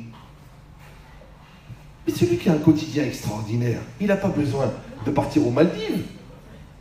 Vous me suivez ou non? Les gens qui s'aiment, ils se mettent sur un canapé, ils prennent un coca, ils sont bien, ils s'adorent. Et les autres non, ils font 19 heures de vol, ils arrivent là-bas, ils ont loué une île pour eux deux. 19 000 € par jour. Et ils font la gueule. Et lui, il est nerveux. J'ai eu un mauvais téléphone du bureau. Ça se passe mal, j'ai perdu beaucoup d'argent. J'ai les nerfs. Mon amour, on est là, on est aux Maldives. Alors viens, on passe un bon moment. Ça nous a coûté une fortune. Non, je suis stressé, je suis contrarié parce que ton frère, il voulait pas me rendre les 4 000 € parce que la voiture, ton fils, il l'a rayé. Ben, c'est notre fils. Alors je suis contrarié. Chérie, mon amour, on est là-bas, on est loin de tout. Viens, on pense à nous. Non, je suis pas bien. T'es pas bien? Je suis pas bien. Eh ben, double peine, moi je suis Nida, je suis ta mère. D'accord? Donc ça veut dire quoi? Alors tu sauras jamais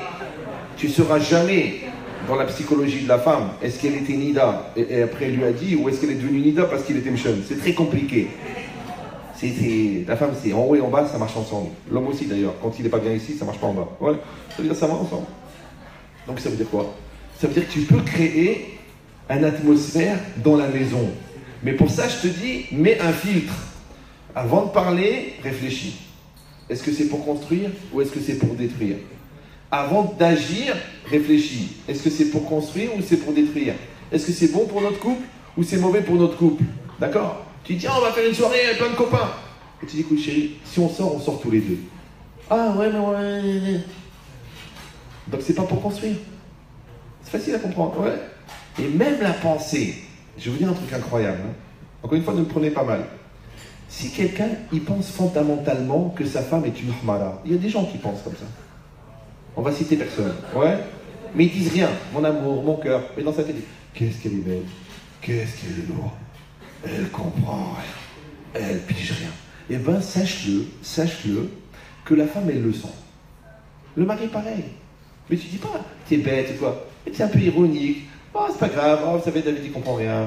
C'est pas grave, fais ce que t'as à faire. Mais bon, ah, écoutez, je vais me débrouiller toute seule. Ah, c'est pas grave. Tu vois, gentiment, tu le fracasses. Et bien, quand tu respectes pas quelqu'un, l'autre, il le sent. Même si c'est dans ta tête. Pourquoi? C'est comme un enfant, par exemple. Quand tu penses qu'il est bête, tu vas pas dire que t'es un idiot, parce que tu as lu dans un bouquin de psychologie qu'il ne faut pas dire à un enfant qu'il est idiot. Mais tu vas être ironique. Tu vas lui dire, ouais, tu passes l'examen, mais enfin bon, t'as pas vraiment de chance. Cette ironie-là, il valait mieux que tu lui mettes un coup de matraque sur la tête. Parce que lui, il a besoin de ta confiance, et toi, tu lui envoies de l'ironie. Mais ce serait l'ironie. L'ironie, c'est juste le langage dilué de ton désespoir. C'est le langage dilué de ton manque de confiance. Donc toi, tu dois avoir une pensée profonde que ton fils, il est bien, et tu vas lui dire une parole positive qu'il est bien. Tu penses bien, tu dis bien. Et c'est bien. Mais si tu penses autre chose, une chose, et tu dis autre chose, l'enfant, il n'entend pas ce que tu dis, il entend ce que tu penses. J'ai dit ça, un monsieur m'a dit, ah mais Chétrit, j'ai une femme laxative. Elle est laxative. Ça veut dire un téléphone, qu'est-ce que t'as fait? Où t'étais? Pourquoi tu rentres? Quand tu rentres? Pourquoi tu rentres? Quand t'es pas là? Pourquoi t'es pas là? J'ai besoin de toi, t'es jamais là. Pourquoi j'ai besoin de toi? Pourquoi tu es là? Tu traînes ici à la maison, va travailler, fainéant. Pourquoi t'es venu? J'ai pas besoin de toi. Après, pourquoi t'es jamais là quand j'ai besoin de toi? Il me dit, avec Chétrit, qu'est-ce que je dois faire avec une femme comme ça?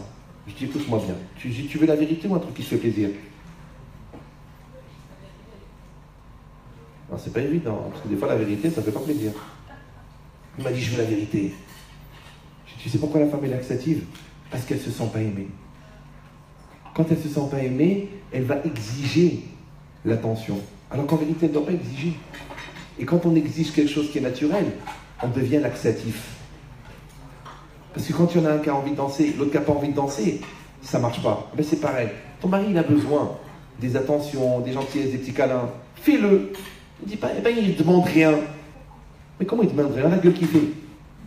Qu'est-ce que ça peut te faire? Tu rentres, bonsoir mon amour, un bisou. Non, bonsoir, bonsoir. T'as déposé la facture? Comment ça s'est passé avec le petit? Il a eu son interro de maths? Oh, on dirait 2 fonctionnaires.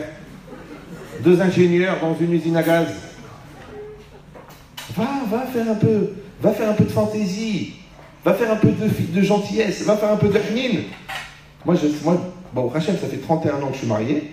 Ça fait 31 ans que je drague ma femme. Tous les jours. Tous les jours. Les gens disent, ah ouais, ça va. Ça y est, grâce à Dieu, avec les enfants, les petits-enfants, est-ce qu'on a encore besoin? Au contraire, il faut augmenter encore. Parce que c'est une grave maladie.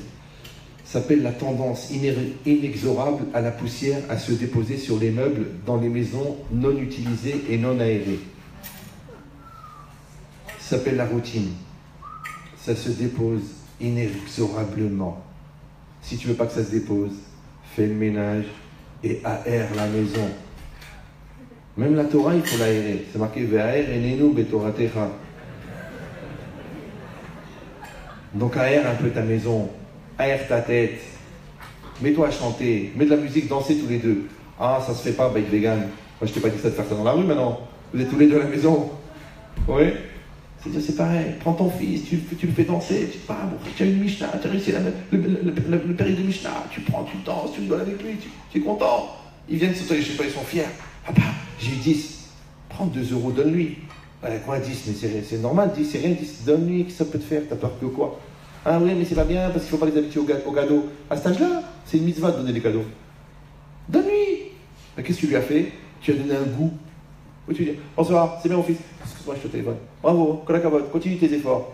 4 heures il a passé pour réviser un terreau. Tu lui dis bravo. Non, tu le prends dans tes bras, tu lui fais un cavode. Tu poses le téléphone, tu dis mon fils, je suis tellement fier de toi. C'est ça. Qu'est-ce que tu fais en vérité? Tu rajoutes le plus. Parce que, vous savez, toutes les salades, c'est des salades. Mets une goutte d'huile d'olive, coupe un petit peu de basilic, mets un petit peu d'ail. Ah, ouf, c'est une salade. Non, toi tu fais les courgettes à l'eau. L'huile, ça fait grossir. Le vinaigre, ça fait des aigreurs. Le sel, c'est mauvais pour le cœur. Qu'est-ce qu'il reste? Il reste un cadavre de courgettes. C'est une recette ashkénaze. Tu dis, mais elle est tellement fade, tu peux la remettre dans la boîte, tu la renvoies chez Bonduel. Mets un peu de vie. C'est pareil avec un poisson. Un poisson, moi je vois les gens vendredi soir. Comment ils faisaient avant? Le poisson, le saumon, avec le piquant, les sauces, l'ail, les trucs, les gousses d'ail. Ils faisaient un poisson vendredi soir. Maintenant, ils t'ouvrent une boîte de tarama. Ça, c'est tarama, ça. C'est tarama que tu as mis dans la maison. Fais un poisson. C'est les repas de Shabbat. Ah, je crois que j'ai le temps. Quand je chante ta mère qui avait rien à faire. Ma mère, elle avait 14 enfants. Elle faisait le poisson. Toi, t'en as 1,2. Tu es fatigué. Tu as des crampes. À force de rien foutre, tu es devenu... Non. Fais un bon poisson. Les repas de Shabbat. Eh bien, un poisson que tu as fait les repas de Shabbat, tu le goûtes. Tu sens le goût du Shabbat. Fais une bonne dafina. Je vois les gens rôti froid. Rôti froid. Mais va te convertir. Tu fais pas de dafina? Ah, la dafina, c'était au Maroc. On n'a plus les estomacs pour supporter. Et t'as l'estomac pour supporter un rôti froid. Un rôti froid. Déjà, tu sens le cadavre. Le rôti froid. Il s'est refroidi. Il t'a refroidi l'ambiance. Tu sortes les chalotes congelées parce que tu arrives en retard. Tu mets les salades froides et tu coupes le rôti froid. Ça fait du froid à la puissance froide, à la puissance froide. Après tu dis comment elle est l'ambiance. Glacé. Glacé. Non, tu fais farha, tu mets des bonnes salades, tu sors les calottes chaudes, tu mets une dafina, tu sers un petit whisky, waouh, et tu commences à chanter. Eh ben c'est bien. Là, qu'est-ce que ça fait? Tu as mis du goût. Ben, c'est exactement pareil. Quelle différence entre mettre du goût dans la salade et mettre du goût dans ta vie et mettre du goût dans ton couple? Tu es obligé de t'étouffer. Tu es obligé. Non. Et c'est pareil ici. Qu'est-ce que tu as fait? Ça, c'est notre 4e étape. On met dans la maison un esprit positif. Plus de raillerie, d'attaque, de pression. On sourit, on encourage, on avance. Et si vous allez dire, eh ben c'est pas évident, parce que vous la connaissez pas, et ça marche pas toujours, et à quoi ça sert? Là, c'est marqué ici. Tout est marqué. Je sais même pas pourquoi je parle, tout est marqué. C'est marqué. Tout ce que l'on peut obtenir par la pression, on peut l'atteindre par les encouragements. Oui. Mais les gens, ils préfèrent faire la pression. C'est pourquoi? Parce que quand tu fais la pression, toi, tu te sens bien. Mais celui qui subit la pression, il se sent mal. C'est comme quand tu tords le nez de quelqu'un et tu dis, mais pourquoi tu fais cette gueule? Et si vous allez dire, mais c'est dans une bonne intention. En égoïsme, ils ont une phrase pour ça. Ils disent, l'enfer est pavé de bonnes intentions. Donc je peux te dire que tout ce que tu as fait avec une bonne intention, si c'était vraiment pas une bonne intention, tu vas avoir des problèmes. Par contre, si tu as fait avec une bonne intention, ça se voit, ça se ressent, et tu vois les conséquences positives. Maintenant, quand toi tu encourages, c'est dur d'encourager. Ouais, mais l'autre il se sent bien. Mais toi tu sens la pression parce que tu encourages. Mais quand toi tu mets la pression, toi tu te sens bien parce que c'est facile de mettre la pression. Mais pour l'autre, c'est dur parce qu'il sent la pression. Maintenant, tout ce que tu peux obtenir par la pression, tu peux obtenir par les encouragements. Maintenant, je vous dis tout de suite, la capacité d'encourager, c'est un signe de maturité. Par contre, la capacité de mettre des pressions, c'est un signe d'immaturité. C'est pour ça que les gens immatures, ils mettent des pressions. Et les gens matures, ils mettent des encouragements. Parce que si tu encourages, ça veut dire que tu as du recul. Ouais. Mais si tu n'as pas de recul, tu es pris par la situation où tu as envie de te débarrasser, tu crées des pressions. Eh bien, les pressions, ça crée des nuls. Une fois, j'ai dit une directrice d'école, mais je crois qu'elle n'a pas compris. Des fois, ils reçoivent leur poste par erreur ou par mariage. Alors, je lui ai dit, madame, parce qu'elle m'a dit, oui, vous savez, ici, nous sommes très stricts. Moi, je surveille tout, je connais tout, je sais tout. Je dis, écoutez, madame, c'est très simple. Parce qu'on parle des enfants qui sont en première, en terminale. On ne parle pas des CP, des CE1. Je lui ai dit, écoutez, madame, c'est très simple. Les enfants, si vous leur mettez la pression, ils deviennent hypocrites. Et si vous leur faites confiance, ils deviennent autonomes. Il faut juste décider, est-ce que vous voulez fabriquer des gens autonomes ou des gens hypocrites? C'est pareil. Si toi, tu mets la pression à ton conjoint, ne dis pas pourquoi il me ment. Pourquoi elle me ment. Ouais. Maintenant, si tu l'encourages, ouais, tu peux comprendre pourquoi il y a un dialogue, pourquoi les choses se mettent en place. Maintenant, c'est dur d'encourager, parce que c'est tellement facile de se débarrasser. Tu fais des choses, tu dis, ah, j'allais marcher, je sais pas envie de parler, ça me saoule. Et l'autre, elle reste en train de trembler. C'est une phrase du Coran, la terreur est humaine, d'accord? Tu veux faire le taliban. Ou toi, des fois, c'est la femme qui est comme ça. C'est une caractérienne. J'arrive à... Ah, il a dit, tu sais, il vaut mieux se taire parce qu'elle a son caractère, elle est un peu nerveuse, limite hystérique, talibanique. Ouais. Pourquoi? Tu sais pourquoi? Parce que c'est une carapace. J'ai déjà expliqué 1 million de fois que la dignité des nuls, c'est l'orgueil. Les orgueilleux sont des nuls. C'est leur dignité. Quelqu'un qui est bon, il n'a pas besoin de frimer. Il n'a pas besoin de lever la tête. Il n'a pas besoin de taper sur la table, puisqu'il est bon. Quand tu es bon, tu es bon. Quand tu es nul, tu es nul. Maintenant, si tu es nul, c'est pas parce que tu frimes que tu es devenu bon. Alors, c'est pas parce que tu terrorises que tu as de l'autorité. C'est pas parce que tu mens qu'on te croit. Faut arrêter. Ça, c'est en CM2. Tu mens, tu dis pourquoi vous ne me croyez pas, je mens. Mais c'est parce que tu mens qu'on ne te croit pas. Donc un jour, si Dieu veut, t'arrêtes de mentir, t'arrêtes de te la péter, tu vas être normal, tu vas répondre aux questions, tu vas être bien dans ta tête, tu vas te remettre en cause quand il le faut, et ça va aller très bien. Mais si toi tu restes dans un rôle d'enfermement, et l'autre il reste dans un rôle d'enfermement, alors en fin de compte, comment on va se côtoyer parce qu'on n'arrive même pas à se rencontrer? Donc ça veut dire quoi? Ça veut dire qu'on va avoir une relation d'adulte et non pas une relation de gamin. Maintenant, c'est quoi l'idée? C'est que quand un fait l'adulte, l'autre il doit faire l'adulte. D'accord? Mais quand l'autre fait le gamin, il ne faut pas faire le gamin. Il ne faut pas faire une surenchère de gamin, genre je vais être plus gamin que toi. Toi tu t'énerves, moi je vais crier plus fort. Toi tu me dis un gros mot, moi je vais dire un gros mot plus fort. Non, parce que sache que si l'autre il dit un gros mot, ou si l'autre elle se met en colère, c'est parce qu'elle est en panique, c'est parce qu'elle est en stress, c'est parce qu'en fin de compte, elle a rendez-vous avec la vérité, elle a rendez-vous avec la maturité, et elle a peur d'aller au rendez-vous. Il a peur. Alors rassure-le, dis n'aie pas peur. Tu peux sortir de la grotte, tu peux sortir de ton mensonge. Mon amour, on fait des enfants ensemble, on est tout nus dans le lit et on n'arrive pas à parler.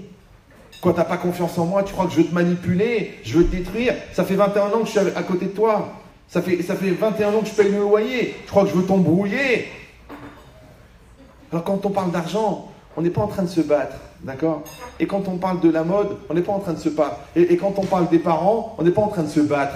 On n'est pas dans une susceptibilité familiale. Tu parles de ma famille, tu parles de ta famille. Ah ben puisque mes parents ne veulent plus me recevoir, alors on va plus chez les tiens. Mais quel rapport? C'est les tiens qui sont fous, qu'est-ce que je fasse? C'est-à-dire qu'on doit être solidaire. On doit fonctionner ensemble. Et c'est ça le projet. Le projet, c'est la solidarité. Maintenant, solidaire, ça vient de solide. Et ça vient de sol. Et sol, ça veut dire ensemble. On fait un.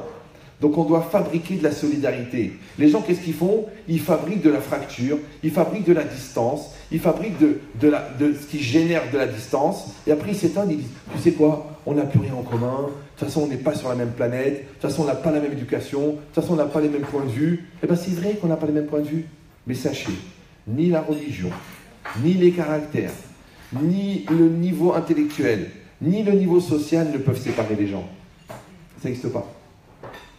C'est faux. Parce que les gens qui croient qu'on s'arrange parce qu'on est le même niveau de religion, qu'on s'arrange parce qu'on a le même niveau intellectuel, parce qu'on s'arrange parce qu'on est du même niveau social, parce qu'on s'arrange parce qu'on est de la même région du Maghreb, ça veut dire que c'est le système qui s'arrange pour toi. Donc tu n'as pas fait le travail.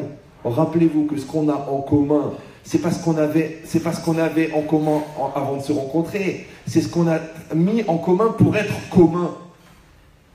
Parce que c'est ça comme un. Commun, c'est commun. Maintenant, si notre différence, elle nous a obligés à mettre en commun, c'est ça le ciment qui nous rapproche. Parce que tu avais peur, et parce que moi j'étais sûr de moi, alors on a travaillé ensemble, et grâce à Dieu on s'est rapprochés.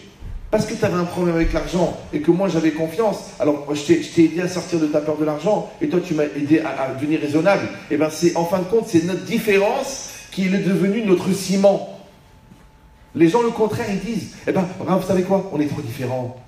On est trop différents, on n'est pas de la même manière, on n'a pas la même façon d'éduquer. Et alors? Tes parents, ils avaient une manière d'éduquer, toi, tu as une manière d'éduquer. C'est pas grave. Ce qui compte, c'est que les parents, les enfants, ils aient deux parents qui soient pareils. Sachez que si des enfants, ils ont deux parents brels, ils peuvent devenir ou comme leurs enfants, comme leurs parents, par mimétisme, ou ils peuvent devenir intelligents pour faire le contraire de leurs parents. Ouais? Si des enfants, ils ont deux parents intelligents, ou ils vont être pareils que leurs parents, ils vont être intelligents, ou ils vont être brels, par esprit de contradiction pour être différents des parents. Mais s'ils ont un parent brel, un parent intelligent, ouais, un parent dans la religion, un parent pas dans la religion, un parent qui se remet en cause, un parent qui ne se remet pas en cause, ça c'est un problème. Parce que c'est la différence qui déstabilise l'enfant. Vous me suivez ou non? Il doit entendre une seule voix. Une seule voix. Il n'y a pas papa et maman. Il y a une seule voix. Il entend. Mais s'il y a une seule voix, c'est parce que les parents déjà, ils se sont mis d'accord ensemble. Mais si les conflits d'enfants font ressortir qu'ils ne sont pas d'accord, ça veut dire qu'ils n'étaient pas d'accord déjà avant. Donc la vraie question, c'est comment est-ce qu'ils ont pu se permettre de faire des enfants alors qu'ils n'avaient même pas fait un couple? Tu fais un couple et tu fais des enfants. D'accord? Maintenant, sinon, tu vas faire un couple en même temps que tu vas faire des enfants. Mais continue à faire le iroud, continue à faire l'unité, continue à faire la proximité, continue à faire la solidarité. Maintenant, quand il y a la solidarité, quand ça va bien, on est ensemble. Quand ça va pas, on est ensemble. Quand il y a un deuil, je suis avec toi. Quand il y a un dépôt de bilan, je suis avec toi. Quand tu gagnes beaucoup d'argent, on va en profiter les deux. Quand il y a moins d'argent, c'est pas grave, mon amour, on a la santé. Quand il y en a un des deux qui est pas malade, l'autre il le soutient. Après, quand l'autre il a perdu un parent, moi je suis là pour toi. Donc en fait, qu'est-ce qu'on fait? On se sert des événements pour fabriquer de la solidarité. Les gens, ils font le contraire. Ils disent, bah tu sais, quand j'ai eu besoin de toi, tu n'étais pas là. Mais pourquoi je vais être là puisque tu m'as jamais donné ma place? Vous me suivez ou non? Faut faire le contraire. Il faut, quand ça va bien, il faut créer de la fusion, créer de la solidité, créer de la soudure. Pour qu'au moment où il va y avoir le choc, on est solide. On est là. Le couple, il est là. On est là. C'est ça une amitié. Une amitié, c'est ça. T'as bien attaché. Le jour où on accroche un meuble de 1000 kilos, on le jette par la fenêtre, elle ne craque pas la corde parce qu'elle est bien attachée. Ouais, et bien, Ribour, c'est le lien. Et Travers, c'est l'ami. Alors, Anachnu mitrabrim. D'accord? Nous, on est reliés. Donc, ce qu'il faut faire, c'est se relier, améliorer le lien, améliorer la communication, améliorer la sensibilité, améliorer la finesse, améliorer la sensibilité, améliorer l'intimité. On est trop liés. Quand il arrive le choc, quand elle arrive la tempête, quand elle arrive la souffrance, quand elle arrive le deuil, on est là, dans Hachem, puisqu'on est liés. Tu sais, ça ne sert à rien d'imaginer les travaux que tu vas faire pour faire la digue après le raz-de-marée. Après le raz-de-marée, ils disent on a construit en zone inondable. Mais tu sais ce que c'est la zone inondable?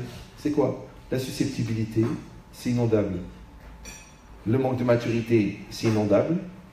La peur, c'est inondable. Le refus de construire, c'est inondable. Tout ça, c'est inondable. Donc tu savais très bien qu'on était en zone inondable. Donc il faut faire le contraire. Puisqu'on est aux zones inondables, puisqu'il y a un Yetzer Hara, puisqu'on a des caractères, c'est pas facile, puisqu'on se remet en cause, alors on va construire fort, puissant, et tu verras qu'il va y avoir la crise d'adolescence, et on est là. Et l'autre, il va arrêter l'école, et on est là. Et l'autre, il dit, on veut créer un magasin, et on est là. Et l'autre, il dit, je veux faire la LIA, on est là. Pourquoi tu es là? Alors que l'autre, c'est le contraire. Ah, vous savez, notre couple a été détruit par la maladie, l'autre a été détruit par la dépression, l'autre a été détruit par l'argent, l'autre a été détruit par la LIA. Moi, je vois des gens, ils sont fragiles. Ils me disent, ah, mais tu sais, on fait la LIA. Je fais attention. Déjà, les gens très solides, ils ont du mal là-bas dans leur raz-de-marée de l'intégration. Et vous allez comme ça? Moi, ils font des statistiques, combien qui restent en Israël, combien qui reviennent d'Israël. Mais fais des statistiques, combien qui divorcent en Israël dans la Aliyah. Fais des statistiques. C'est incroyable. Pourquoi? Parce que c'est des moments de pression incroyables. Maintenant, les moments de pression, c'est pas grave. Au Hachem, tu t'es marié pour le meilleur. Et pour le meilleur. Mais si quand il arrive le moins bon, tu te rends compte que c'est fragile, ne crois pas que c'est l'événement qui a cassé la situation. C'est seulement l'événement qui a prouvé que le couple était fragile. C'est normal. D'accord? Donc si c'est comme ça, donc qu'est-ce qu'il faut faire? On a dit, on met cet esprit positif. C'est quoi la phrase à te rappeler? Je ne cherche pas à gagner, je veux être bien avec toi. On arrête la rivalité. Moi, toi. C'est quand ils sont petits, ils t'appartiennent. C'est moi le plus fort, j'aurai le dernier mot. Mon amour, tu as 41 ans, j'ai 38 ans. On a 4 enfants. Et ouais, ça fait. Donc c'est quoi l'idée? Je cherche pas à gagner. Tu sais quoi? Je cherche même pas à avoir raison. Ça m'intéresse pas. Je veux qu'on soit bien. Je veux qu'on commence bien et qu'on finisse bien. Et si quelqu'un va dire, ah mais ouais, c'est pas évident. Ah, écoutez bien ce que je vous dis. C'est important. Et comment ça se passe les gens? Ils se voient. Il y a un quiproquo, un malentendu. Ils se prennent la tête, ils s'engueulent. Ils s'engueulent, ils font la gueule. 1 semaine, 2 semaines, ça dépend de la capacité de Mchon. Après, il y en a un qui revient, et dit, bon, écoute, il faut qu'on parle. L'autre, il revient, il dit, bon, chérie, je reconnais, c'est pas bien ce que j'ai fait, c'est pas bien ce que j'ai dit. Ah, pourquoi tu m'as pas expliqué tout de suite? Je savais pas que tu étais mal. Et après, il s'arrange. Et ben, au Hachem, ça va bien. Jusqu'à la prochaine engueulade. Alors, moi, je pose une question. Si au moment de l'engueulade, ou au moment de l'approche de l'engueulade, je vais voir l'autre, je dis, écoute, chérie, on va s'engueuler. D'accord? On va se stresser, on va se braquer. On va pas se parler. Dans 1 semaine, on va revenir. On va s'arranger, on va se faire des bisous, on va dormir tous les deux. Alors tu sais quoi? Viens, on gagne 1 semaine. Et les gens disent, ah, ça c'est utopique ça. Ah bon? Tu vois, qu'est-ce qui t'éloigne de cette personne-là que tu vas être dans 1 semaine? Bon, pour toujours, je vous raconte ça un peu comme le sketch. L'enfant, il t'a déçu, mais bien. Il t'a fait une déception, bien. Et t'as les nerfs qui te montent, t'as envie de le tuer. te monte les nerfs comme ça. Tu as payé 3000 € de scolarité cette année, plus 2500 € à Academia, de cours particuliers, et il redouble avec un niveau d'insolence incroyable. Les profs, ils disent, écoutez, c'était l'absentéisme total, on ne l'a jamais vu en classe. Tu as les nerfs, comme ça, tu cherches une corde, un tabouret, une solution. Donc maintenant, tu es à 2 doigts de le fracasser la tête contre les murs. Et tu te retournes, tu réfléchis, tu dis, bon, il a 12 ans, de toute façon, j'ai fait la même chose à mes parents. Mes parents, ils ont eu la patience. Alors tu fais comme ça, tu fais... Tu te retournes et tu dis, bon, allez, amène-moi tes cahiers, allez, on va s'asseoir, on va s'organiser. Qu'est-ce que tu n'as pas compris? Comment tu as compris? Comment tu fais les devoirs? À quelle heure tu commences? On va faire des révisions, je vais prendre... Tonton, il est bon en maths, il va t'aider. Je crois pas. Il y a 2 minutes, tu étais prêt à le tuer. 1 minute après, tu as redémarré pour une histoire. Ouais? C'est ce que tu as fait? Tu as fait comme ça, tu as fait... Tu as repris le souffle et tu es reparti. D'accord? Alors moi, je pose une question idiote. Quelle différence? Tu as une déception avec l'enfant, tu redémarres. Ouais? Tu as une déception avec ton conjoint, tu redémarres. D'accord? Mais tu n'es pas obligé d'attendre le malentendu, l'engueulade, le stress et les gros mots pour dire on n'aurait pas dû. Quand tu sens que la situation elle commence à s'envenimer, quand tu sens qu'il y a un niveau de nerf qui n'est pas normal, quand tu sens qu'il y a un risque que le ton il monte parce que tu vois la tête de la personne, tu lèves les bras. Je t'aime, tu es le père de mes enfants, ça va aller, tous les deux on est bien. Tu désamorces tout de suite. Ouais. Tu as vu la grenade rouler. Tu reprends la grenade et tu remets comment ça s'appelle? La goupille. Tu remets la goupille. Tu dis, il n'y a rien qui va sauter. Alors l'autre, il se débat un peu avec son satan. Il fait, j'ai envie d'être un CON. Tu dis, non, tu ne vas pas être un CON. On va s'asseoir tous les deux. On va parler, on va se calmer et on va avancer. Parce que pourquoi on va perdre 2 semaines? Parce que si tu cumules toutes les semaines ou tous les mois ou toutes les années qu'on a passé à attendre que l'autre il ait la maturité de comprendre qu'il y a des choses plus importantes que de s'engueuler ou de prouver qu'on tape plus fort par terre, ok, combien il nous reste de temps à vivre? Donc je vous donne le secret. Ça prend autant d'énergie pour réparer que pour éviter de casser. Alors viens, on évite de casser. Tu dis oui, mais on va réparer. Viens, on évite de casser. Ouais, on n'a pas besoin de s'excuser pour les gros mots, puisqu'on ne les dit pas. Comme tu veux ou non. On n'a pas besoin de demander à l'autre de la patience, puisqu'on n'abuse pas de la patience. On n'a pas besoin de la conscience de l'autre, puisqu'on n'est pas insouciant. C'est quand, si on décide de ne plus vivre sur le crédit de l'autre, eh ben automatiquement, après, les choses sont faciles. Mais nous, qu'est-ce qu'on fait? On appuie, et quand ça craque, ou que c'est prêt de craquer, on est prêt à faire des efforts, on est prêt à faire des concessions, on est prêt à changer. Mais le gars que tu vas devenir, la femme que tu vas devenir pour sauver ton couple, c'est exactement la même qu'il aurait fallu que tu sois pour éviter d'avoir à sauver ton couple. Parce que moi, je les vois, les gens, ils disent, ah mais chérie, je suis prêt à tout, je suis prêt à changer, je suis prêt à évoluer, je suis prêt... Comme maintenant qu'il y a eu la lettre d'avocat, mais c'est devenu intelligent. Maintenant qu'elle a vu que son mari, il va sur des sites bizarres, alors elle dit, ah peut-être qu'il faudrait que je m'arrange un peu. Ah ben, barouhabba bikoum. Là, c'est que les gens, ils dorment. Les gens, ils sont dans le coma. Mais si tu gardes les yeux bien ouverts, toi, tu es une femme, tu t'arranges, tu es sympathique, tu es rigolote, tu es bien, tu es câlin. Lui aussi, tu es un mari, tu fais attention, tu es gentil, tu dragues, tu encourages, tu mets des mots gentils, tu fais des surprises, tu écris des poèmes, débrouille-toi. Mais tu dis, mais elle est trop heureuse, mais c'est pas grave. Mon mari, il est trop épanoui. Waouh! Et c'est vrai, tu vois des fois des gens de 70 ans, tu les vois se regarder, tu te dis, mais regarde-moi ça, regarde ces regards, c'est Love Story.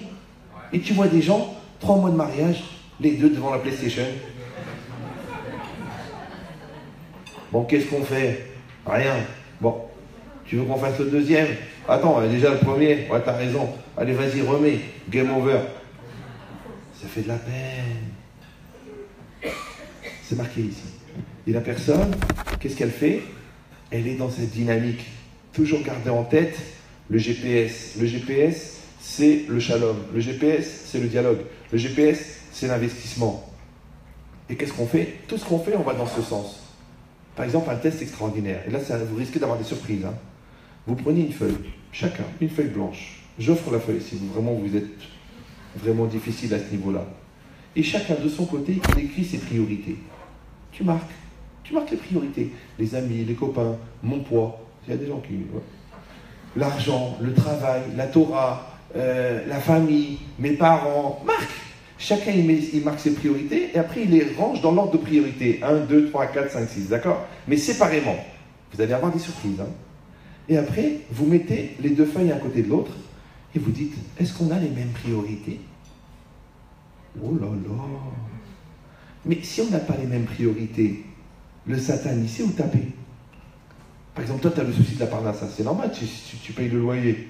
Elle te dit, ok, mais tu vois jamais les enfants. Tu pars à 7h, tu rentres à 9h30, ils dorment. Alors à quoi ça leur sert d'avoir un père, puisqu'il n'est jamais là? Ah, mais tu veux partir 4 fois en vacances? Bah, tu sais quoi, on part un peu moins en vacances, et 3 fois par semaine, tu rentres à 7h. Donc qu'est-ce qu'on a fait en vérité? On a créé ce qu'on appelle une échelle des priorités communes. Ouais. Tu me saoules avec ta religion. Ah, pourquoi tu as pris une fille religieuse? Tu m'as saoulé pour que je t'épouse. Tu m'as juré sur la tête de ta mère que tu vas faire Shabbat. Tu m'as dit que tu vas mettre les tefilines. Et maintenant, mets les tefilines, Maurice, je t'en prie, mets les tefilines. C'est pas fait pour les enfants. Ah, tu me saoules avec ta religion. Ah, pourquoi tu m'as épousé? Donc tu veux les avantages d'une religieuse, mais pas les inconvénients de la religion. Et dans le sens inverse, c'est pareil. Ouais, tu savais que c'était un menteur. Tu sais, lui que je veux, c'est lui que je veux. Alors bouffe-le-toi. Remets une couche et reprends une tartine. Non. Alors ça veut dire quoi? Ça veut dire qu'en fait, on est l'un en face de l'autre, d'accord? On est différents l'un de l'autre et on n'a pas les mêmes priorités. Maintenant, l'Yetzirah, il se sert de ces différences de priorités. Mais si on s'assoit ensemble, on dit viens chérie, on va créer une échelle des priorités communes. Tu crois qu'on est en train de faire une échelle des priorités? On est en train de créer de la coordination. Oui? On est en train de créer de la solidarité par ce travail-là. D'accord? C'est pareil, on va se donner du temps. On va dire, viens chérie, mon amour, mon cœur, ma vie, ma douceur, mon bonheur. Donc, dis-moi, dans nos priorités, où est notre couple? Parce que je vois les gens, ils disent, on a pour une couple, on voudrait vous voir. Bon, je dis, comment ça se passe la semaine? Eh bien, le soir, il rentre, bon, il y a la télé, on mange, après, il dort, et c'est cool, il dort. Le Shabbat, le vendredi soir à la synagogue, après, il boit un peu, il est coma éthylique. Après, Shabbat matin, il rentre, il mange la dafina, il tombe, il dort. Après, samedi soir, il sort avec les copains. Après, dimanche matin, il va au foot. Après, l'après-midi, il va au poker. Et après, j'ai dit, c'est quand vous vous voyez? En fait, jamais. Donc les gens, ils ne se voient pas, mais ils ont juste le temps de s'engueuler. Pour jusqu'à la prochaine engueulade. Mais non, il faut que tu fixes du temps. Pour notre couple, il a besoin de temps. Nous, avec ma femme, on appelait ça la 3e journée. À 7h, on met les enfants au lit. À 8h, c'est pour nous. C'est nous deux. C'est pour nous, parce qu'il faut travailler, il faut parler, il faut échanger, il faut construire, il faut se mettre en cause, il faut évoluer, il faut savoir ce que l'autre entend, il faut apprendre le langage de l'autre. Il y a tellement de travail à faire. Les gens, ils font rien. Ah tiens, on a beaucoup de travail, on n'a pas le temps, les gens occupés, bien sûr. Les émissions sur l'actualité, ils suivent la politique, réfléchissent à l'avenir de la France, après, voient un film sympathique, après, ils regardent des petites vidéos débiles l'une après l'autre, et après, la semaine, elle est passée. Et puis la semaine, elle est passée, il y en a 4 par mois. Le mois il est passé, après les 12 mois ils sont passés, après tu dis bon écoute, franchement, c'est pas évident. Hein. On dit pourquoi? Parce que quand il y en a un qui a envie de danser et l'autre qui n'a pas envie de danser, ça se passe mal. Mais si on dit écoute, il nous faut du temps. Notre couple, il a besoin de minimum, un soir ou 2 soirs par semaine. Moi je peux vous dire, je suis beaucoup absent. Mais j'ai pas fait ça pendant les 10 premières années. Quand tu construis l'immeuble, les fondations, elles doivent être solides. Tu ne peux pas solder les fondations parce que l'immeuble, il va tenir sur quoi? D'accord? Et après, c'est pareil. Il faut minimum un resto par mois. Pour nous deux. Pas les copains, l'ambiance, la famille, ta mère, ta soeur. Non. Les deux. Il faut une fois par an un voyage. Un voyage, tous les deux. Tous les deux. Aujourd'hui, il y a EasyJet. C'est spécialement fait pour les Coleman. D'accord? Tu prends à l'avance 2 billets, 34 €. Venise, un hôtel, 28 €. 2 caisses une valise avec des sandwichs et c'est tout. Et on va faire un kiff. Et bien cette année tu fais Prague, l'année d'après tu fais Florence, l'année d'après tu fais Madrid, l'année d'après tu fais Porto. Tu vas faire. Si tu n'as pas d'argent, ça coûte 300 €. Si tu as de l'argent, ça coûte 3000 €. Mais le couple, il en a besoin. Il n'y a pas les enfants. Pousse-toi, fais attention. Tu as donné le biberon, un truquet, où il est, comment on fait? Les enfants, on fait une sortie? Non, les deux, c'est tout. Vous deux. Pourquoi? Parce que d'un voyage à l'autre, d'une année à l'autre, vous allez faire le bilan. Comment c'était l'année dernière, qu'est-ce qui s'est passé, comment on a évolué ensemble, on se retrouve, on se tient la main, on évolue, on grandit, c'est normal, le couple il a besoin. Pourquoi? Parce que toi tu nourris ton couple et ton couple il te nourrit. Vous me suivez ou non? Toi tu nourris ton partenaire il te nourrit. Toi, tu nourris ta personne elle te nourrit. Toi, tu nourris ton travail te nourrit. Mais les gens, qu'est-ce qu'ils font? Ils arrêtent de nourrir. Ils arrêtent de construire. Ils arrêtent de faire évoluer. Et après, au bout d'un moment, les choses, elles sont sèches. Mais je te dis encore une fois, si tu n'entretiens pas, par quel miracle ça va venir? Je ne comprends pas les gens. Moins ils sont religieux, plus ils croient au miracle. C'est bizarre. Oui? Ils croient parce qu'ils ont vu un bon film, ou alors qu'ils ont vu un bon match de foot, ouais, ou alors, maintenant c'est à la mode, parce qu'ils fument des joints, ils croient qu'ils sont heureux. Non, ils peuvent en fumer un, ils peuvent en fumer deux, même s'ils en fument 12, ça c'est très rare, une année avec 12 mois de joint, d'accord? Eh bien, ils ne vont pas être plus heureux, au contraire, parce qu'ils vont se réveiller, ils ne vont pas être bien. Ils font des soirées entre 50 copains, après ils n'ont rien à se dire, ouais, ils vont au restaurant à 40, ils n'ont rien à faire. Après, ils partent en voyage dans un truc organisé à 50 couples, et après, ils se sentent qu'ils n'ont rien en commun. Mais tu n'as pas compris ça. Si tu n'as pas créé la communion, il n'y a pas de communion. Alors je dis et je répète, qui c'est qui a dit qu'on a le droit de faire des enfants avec quelqu'un qu'on ne connaît pas? Qui c'est qui a dit qu'une personne qu'on ne peut pas supporter, on peut la supporter physiquement et on ne la supporte pas mentalement? Comment quelqu'un qu'on ne supporte pas sa conversation, on peut supporter son corps? Mais c'est de la malhonnêteté, premièrement. Et deuxièmement, en plus, on va vieillir. Toi aussi, tu vas vieillir. Donc, si on n'a pas profité de la présence de nos parents physiques pour construire des parents psychologiques, quand tu vas perdre tes parents, tu vas faire une dépression. Parce que tu n'as pas profité de la présence de tes parents physiques pour fabriquer des parents psychologiques. Vous me suivez ou non? Eh bien, si tu n'as pas profité de la présence de ton couple jeune pour fabriquer un couple fort, tu crois que maintenant que le couple il est vieux, il va être fort? Je vois des gens, 70 ans, ils divorcent. Je peux plus la voir. C'est normal, tu vois plus rien. Ah mais ça fait des années, ça c'est une rage, ma mère m'avait prévenu. Ta mère t'a prévenu. Mais vous avez 58 ans de mariage. Comment vous avez pu rester tellement longtemps ensemble? On attendait que les enfants ils meurent. Mais c'est pas une... Bon, c'est de l'humour ashkénaze. D'accord. Mais ça veut dire quoi? Ça veut dire qu'en vérité, c'est l'inverse. C'est que quand ça va bien, tu construis pour les moments où ça va pas bien. Quand on est jeune, tu mets en place les outils qui vont t'aider quand on sera moins jeune. Quand tu as l'intimité, elle fonctionne bien parce qu'on a la santé. C'est là qu'il faut développer la complicité, l'échange, la communion, la solidarité. Pour que quand le physique, il sera plus là. Mais entre-temps, on a développé autre chose. Mais les gens, ils font l'inverse. Ils mangent, ils bouffent quand l'intimité, elle marche. Après, il n'y a plus d'intimité. Ils disent alors quoi? Alors on n'a plus rien entre nous? Ah ben je croyais qu'on avait autre chose, moi, que l'intimité. Je ne savais pas que j'étais juste un sac de viande organisé de manière harmonieuse. Je croyais que j'étais une personne. C'est pareil. Quand les enfants, ils sont là, c'est bien, Mazal Tov, Baruch Hashem. Mais parce qu'ils sont là, parce que vous avez moins de temps pour vous, il faut créer de la complicité, il faut se faire des petits moments, il faut se faire des petits kiffs, il faut mettre un baby-sit et partir tous les deux. Pourquoi? Parce qu'un jour, ils vont partir. Celui-là, il a fait sa Aliyah, celui-là, il a fait ses études en Israël, celui-là, il se marie. Après, on reste tous les deux starbo. Tu veux qu'on prenne un baby-sit? Pourquoi faire? De toute façon, je ne peux pas avoir ta gueule. Mais si on s'est cherché quand on n'avait pas le temps, on va se kiffer maintenant qu'on a du temps. Mais si on a utilisé les occupations pour se fuir, comment qu'on pourra plus se voir quand on sera obligé d'être en face? Donc il faut être un peu malin. Vous me suivez ou non? Donc comme tu aménages ta retraite, pendant que tu travailles, tu fais des économies pendant que tu as de l'argent. Et tu éduques tes enfants quand ils sont devant toi. C'est pas quand ils partent de la maison, tu leur dis, tu sais mon fils, il faut être gentil avec ta femme. Mais non, toi déjà, tu as été gentil avec lui. Toi, tu lui as montré comment ça se passe avec une femme. Tu lui as répété, tu as travaillé ses midotes. Quand il va rencontrer sa femme, tu n'as pas besoin de faire du Shalom Bayit. Parce que ton fils, il a déjà vu les 21 ans de Shalom Bayit chez toi. Vous me suivez ou non? Donc, tu n'as pas besoin de lui dire, il ne faut pas insulter ta femme. Parce qu'il n'a jamais vu que tu as insulté la tienne, qui se trouve accessoirement être sa mère. Ça va? Il veut que je parle plus fort? Ah, d'accord, pardon. Miami. Oh là là. Mais c'est quoi l'idée? Vous avez compris maintenant.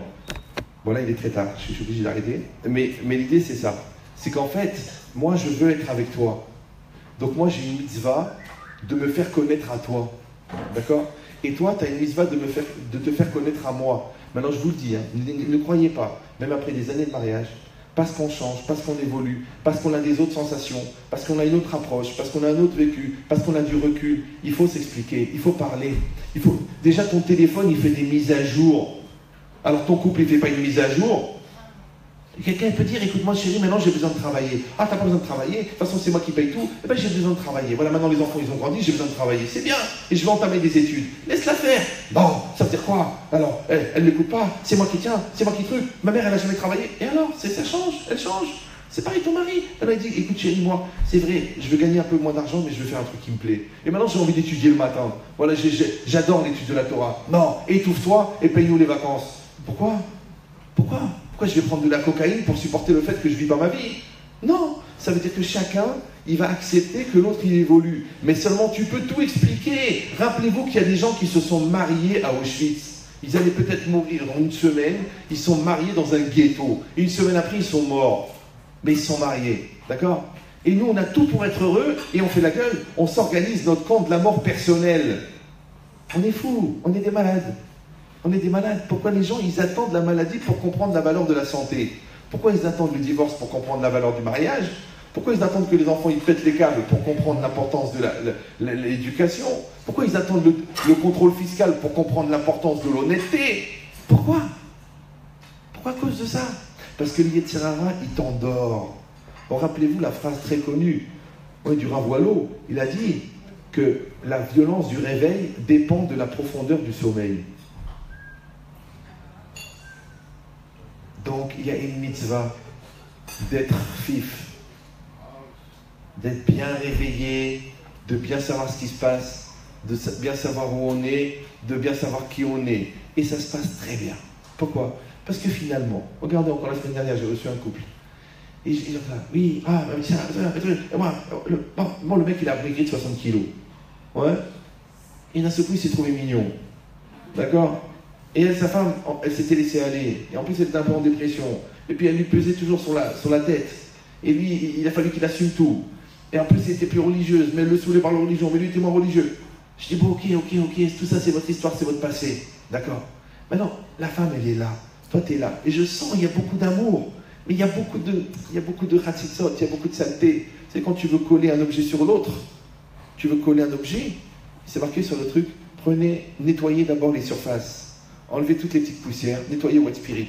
Après que ça s'est évaporé, vous allez mettre la colle et ça va bien adhérer. Maintenant, ces deux objets séparés qui n'ont rien à voir, on va mettre de la colle. Mais pour que ça tienne bien, il faut enlever les poussières. C'est quoi les poussières? C'est les poussières de la shonara, c'est les poussières d'angoisse, c'est les poussières du passé, c'est les poussières d'orgueil, c'est les poussières d'égoïsme. Nettoie bien la surface et ça colle bien. Ça colle bien. Alors quand ça colle bien, ouais, on dit en français ça colle entre nous. Oui, eh bien sache que tu crois que c'est des efforts et tu crois que ça t'a coûté, mais c'est le contraire. Mais tu sais quoi? Quand le shalom, il te nourrit. C'est comme quand tu as travaillé. Le fait d'avoir de l'argent cachère, ça te nourrit. Quand tu t'es crevé pour un examen, ça te nourrit d'avoir réussi l'examen. Chaque fois que tu vois ton diplôme, ça te donne des forces. D'accord? C'est pareil, moi je cours. Les gens ils m'appellent. Ah mais j'ai cru que je voulais vous dire, ça va mieux, bon, Hachem, ça s'est arrangé. Ils disent, bon, mon fils, ça il est rentré à l'Yeshiva. Bon, celui-là, il s'est remis à faire le travail, les études. Celui-là, il a arrêté de mentir. Moi, ça me donne des forces. Parce que tu vois que tu travailles pour quelque chose. Ça veut dire quoi? On a besoin des résultats pour continuer à travailler. Ben vous, c'est pareil. Si vous voyez chez l'autre le sourire, si vous voyez chez l'autre le bien-être, si vous voyez chez l'autre l'évolution, mais ça vous donne une force, vous pouvez casser les murs. Mais si vous voyez le contraire, et que vous en servez pour justifier pourquoi ça ne va pas, en accusant l'autre, mais vous avez gagné quoi? Vous avez de quoi? Vous avez de quoi justifier un échec? Moi je dis le contraire. Le contraire, que quelqu'un, c'est dur, il a travaillé, il a fait les efforts, il a évolué, ils ont atteint des choses. Ils sont tellement contents, ils sont tellement forts, ils sont tellement bien. Alors c'est ça qui leur donne la shlemout. Parce qu'ils se sentent entiers. Parce qu'ils ont fait ce qu'ils avaient à faire. Ils ont dit ce qu'ils avaient à dire. Ils ont joué leur rôle de mari, leur rôle de femme. Ils ont joué leur rôle de père, leur rôle de mère. Ils sont bien. C'est ça la tranquillité. Ouais. C'est pour ça que les gens ils font des AVC, ils pètent les câbles et des dépressions. Parce qu'au fond, ils font pas ce qu'ils ont à faire. Ils le font pas. Maintenant, ils le font parce qu'ils ont des bonnes raisons, ou ils le font parce qu'ils ont des mauvaises raisons, mais dans les deux cas, ils n'ont pas fait ce qu'ils avaient à faire. Et comme ils font pas ce qu'ils avaient à faire, un jour la vie elle les rattrape, un jour le bilan il vient, et paf, ils pètent un câble. Mais si tu fais le contraire, toi tu fais ce que tu as à faire. Ouais, c'est un rôle de père, un rôle de père. Un rôle de mère, fais-le. T'es un mari, vas-y, fais ton rôle de mari. Commence pas à dire, elle a changé, elle est truquée, c'est parce que c'était, c'est parce que je... Arrête de faire du baratin, arrête de dire des lourdeurs. Joue ton rôle. Parce que c'est quoi, Shalom, Kol Echad Bimkomo Romed. Chacun se tient à sa place. Et bien, bizarrement, quand l'homme se tient à sa place, la femme, elle se met à sa place. Quand la femme se tient à sa place de féminin, l'homme, il se met à sa place de masculin. Quand les deux se mettent à leur place de parents, les enfants se mettent à leur place d'enfants. Et quand toi, tu te mets à ta place de serviteur d'Hachem, Hachem, il se met en tant que roi et père protecteur. C'est-à-dire que si tu veux qu'Hachem il soit un père protecteur, il faut que toi, tu sois un enfant modèle. Mais si toi, tu vas être un tordu, le bon Dieu, il va être un surveillant général, il va être un policier, il va être un contrôleur fiscal. Mais c'est pas que lui, il a cherché l'erreur chez toi. C'est que toi, les erreurs que tu as créées, elles créent une culpabilité qui appelle le contrôle fiscal. Vous suivez ou non? C'est parce que tu as volé que ton père il a dit que tu avais une tête bizarre. C'est parce que tu es arrivé en retard que le surveillant général il t'a mis un mot de retard, il t'a demandé un mot de retard. C'est parce que tu fous rien en classe que le surveillant général, la directrice t'a dit tu vas redoubler. C'est pas parce que tu es un bon élève, sérieux, équilibré, qu'ils t'ont dit par haine tu vas redoubler. Donc maintenant tu as deux solutions. Soit tu restes dans ta logique de 14 ans, de penser que les autres ils sont là pour te détruire, soit tu penses que tu es entouré de gens qui t'aiment et que c'est à toi de savoir comprendre leur amour pour t'en servir, pour grandir. Et les épreuves, à ce moment-là, ils deviennent décapsuleurs de potentiel. Ben, c'est exactement pareil. Le couple, il passe par des étapes. Parce que c'est les débuts du mariage. Et on ne se comprend pas. Et il y a des malentendus. Après, il y a la première grossesse. Après, la différence. Après, la prise de poids. Après, le travail. Après, il y a les parents. Après, se situer par rapport aux parents, par rapport à l'argent. Et ben, tu vois toutes ces étapes. Au lieu de les prendre comme des écueils, tu n'as qu'à les prendre comme des occasions de grandir. Tu n'as qu'à les prendre comme des ciments de notre réussite. Tu n'as qu'à les prendre comme les marches qui vont nous amener au sommet du shalom. Et ce que toi, tu as appelé des épreuves, en vérité, c'était des occasions de grandir. Donc quand tu es petit, tu t'énerves quand on te fait une épreuve. Et quand tu es grand, tu rigoles. Tu dis, ah, c'est ça qu'on me propose. Et tu grandis grâce à ça. Maintenant, si vous rigolez ensemble, ça veut dire que vous êtes solidaires. Si vous êtes solidaires, il n'y a plus rien qui vous fera pleurer. Ouais.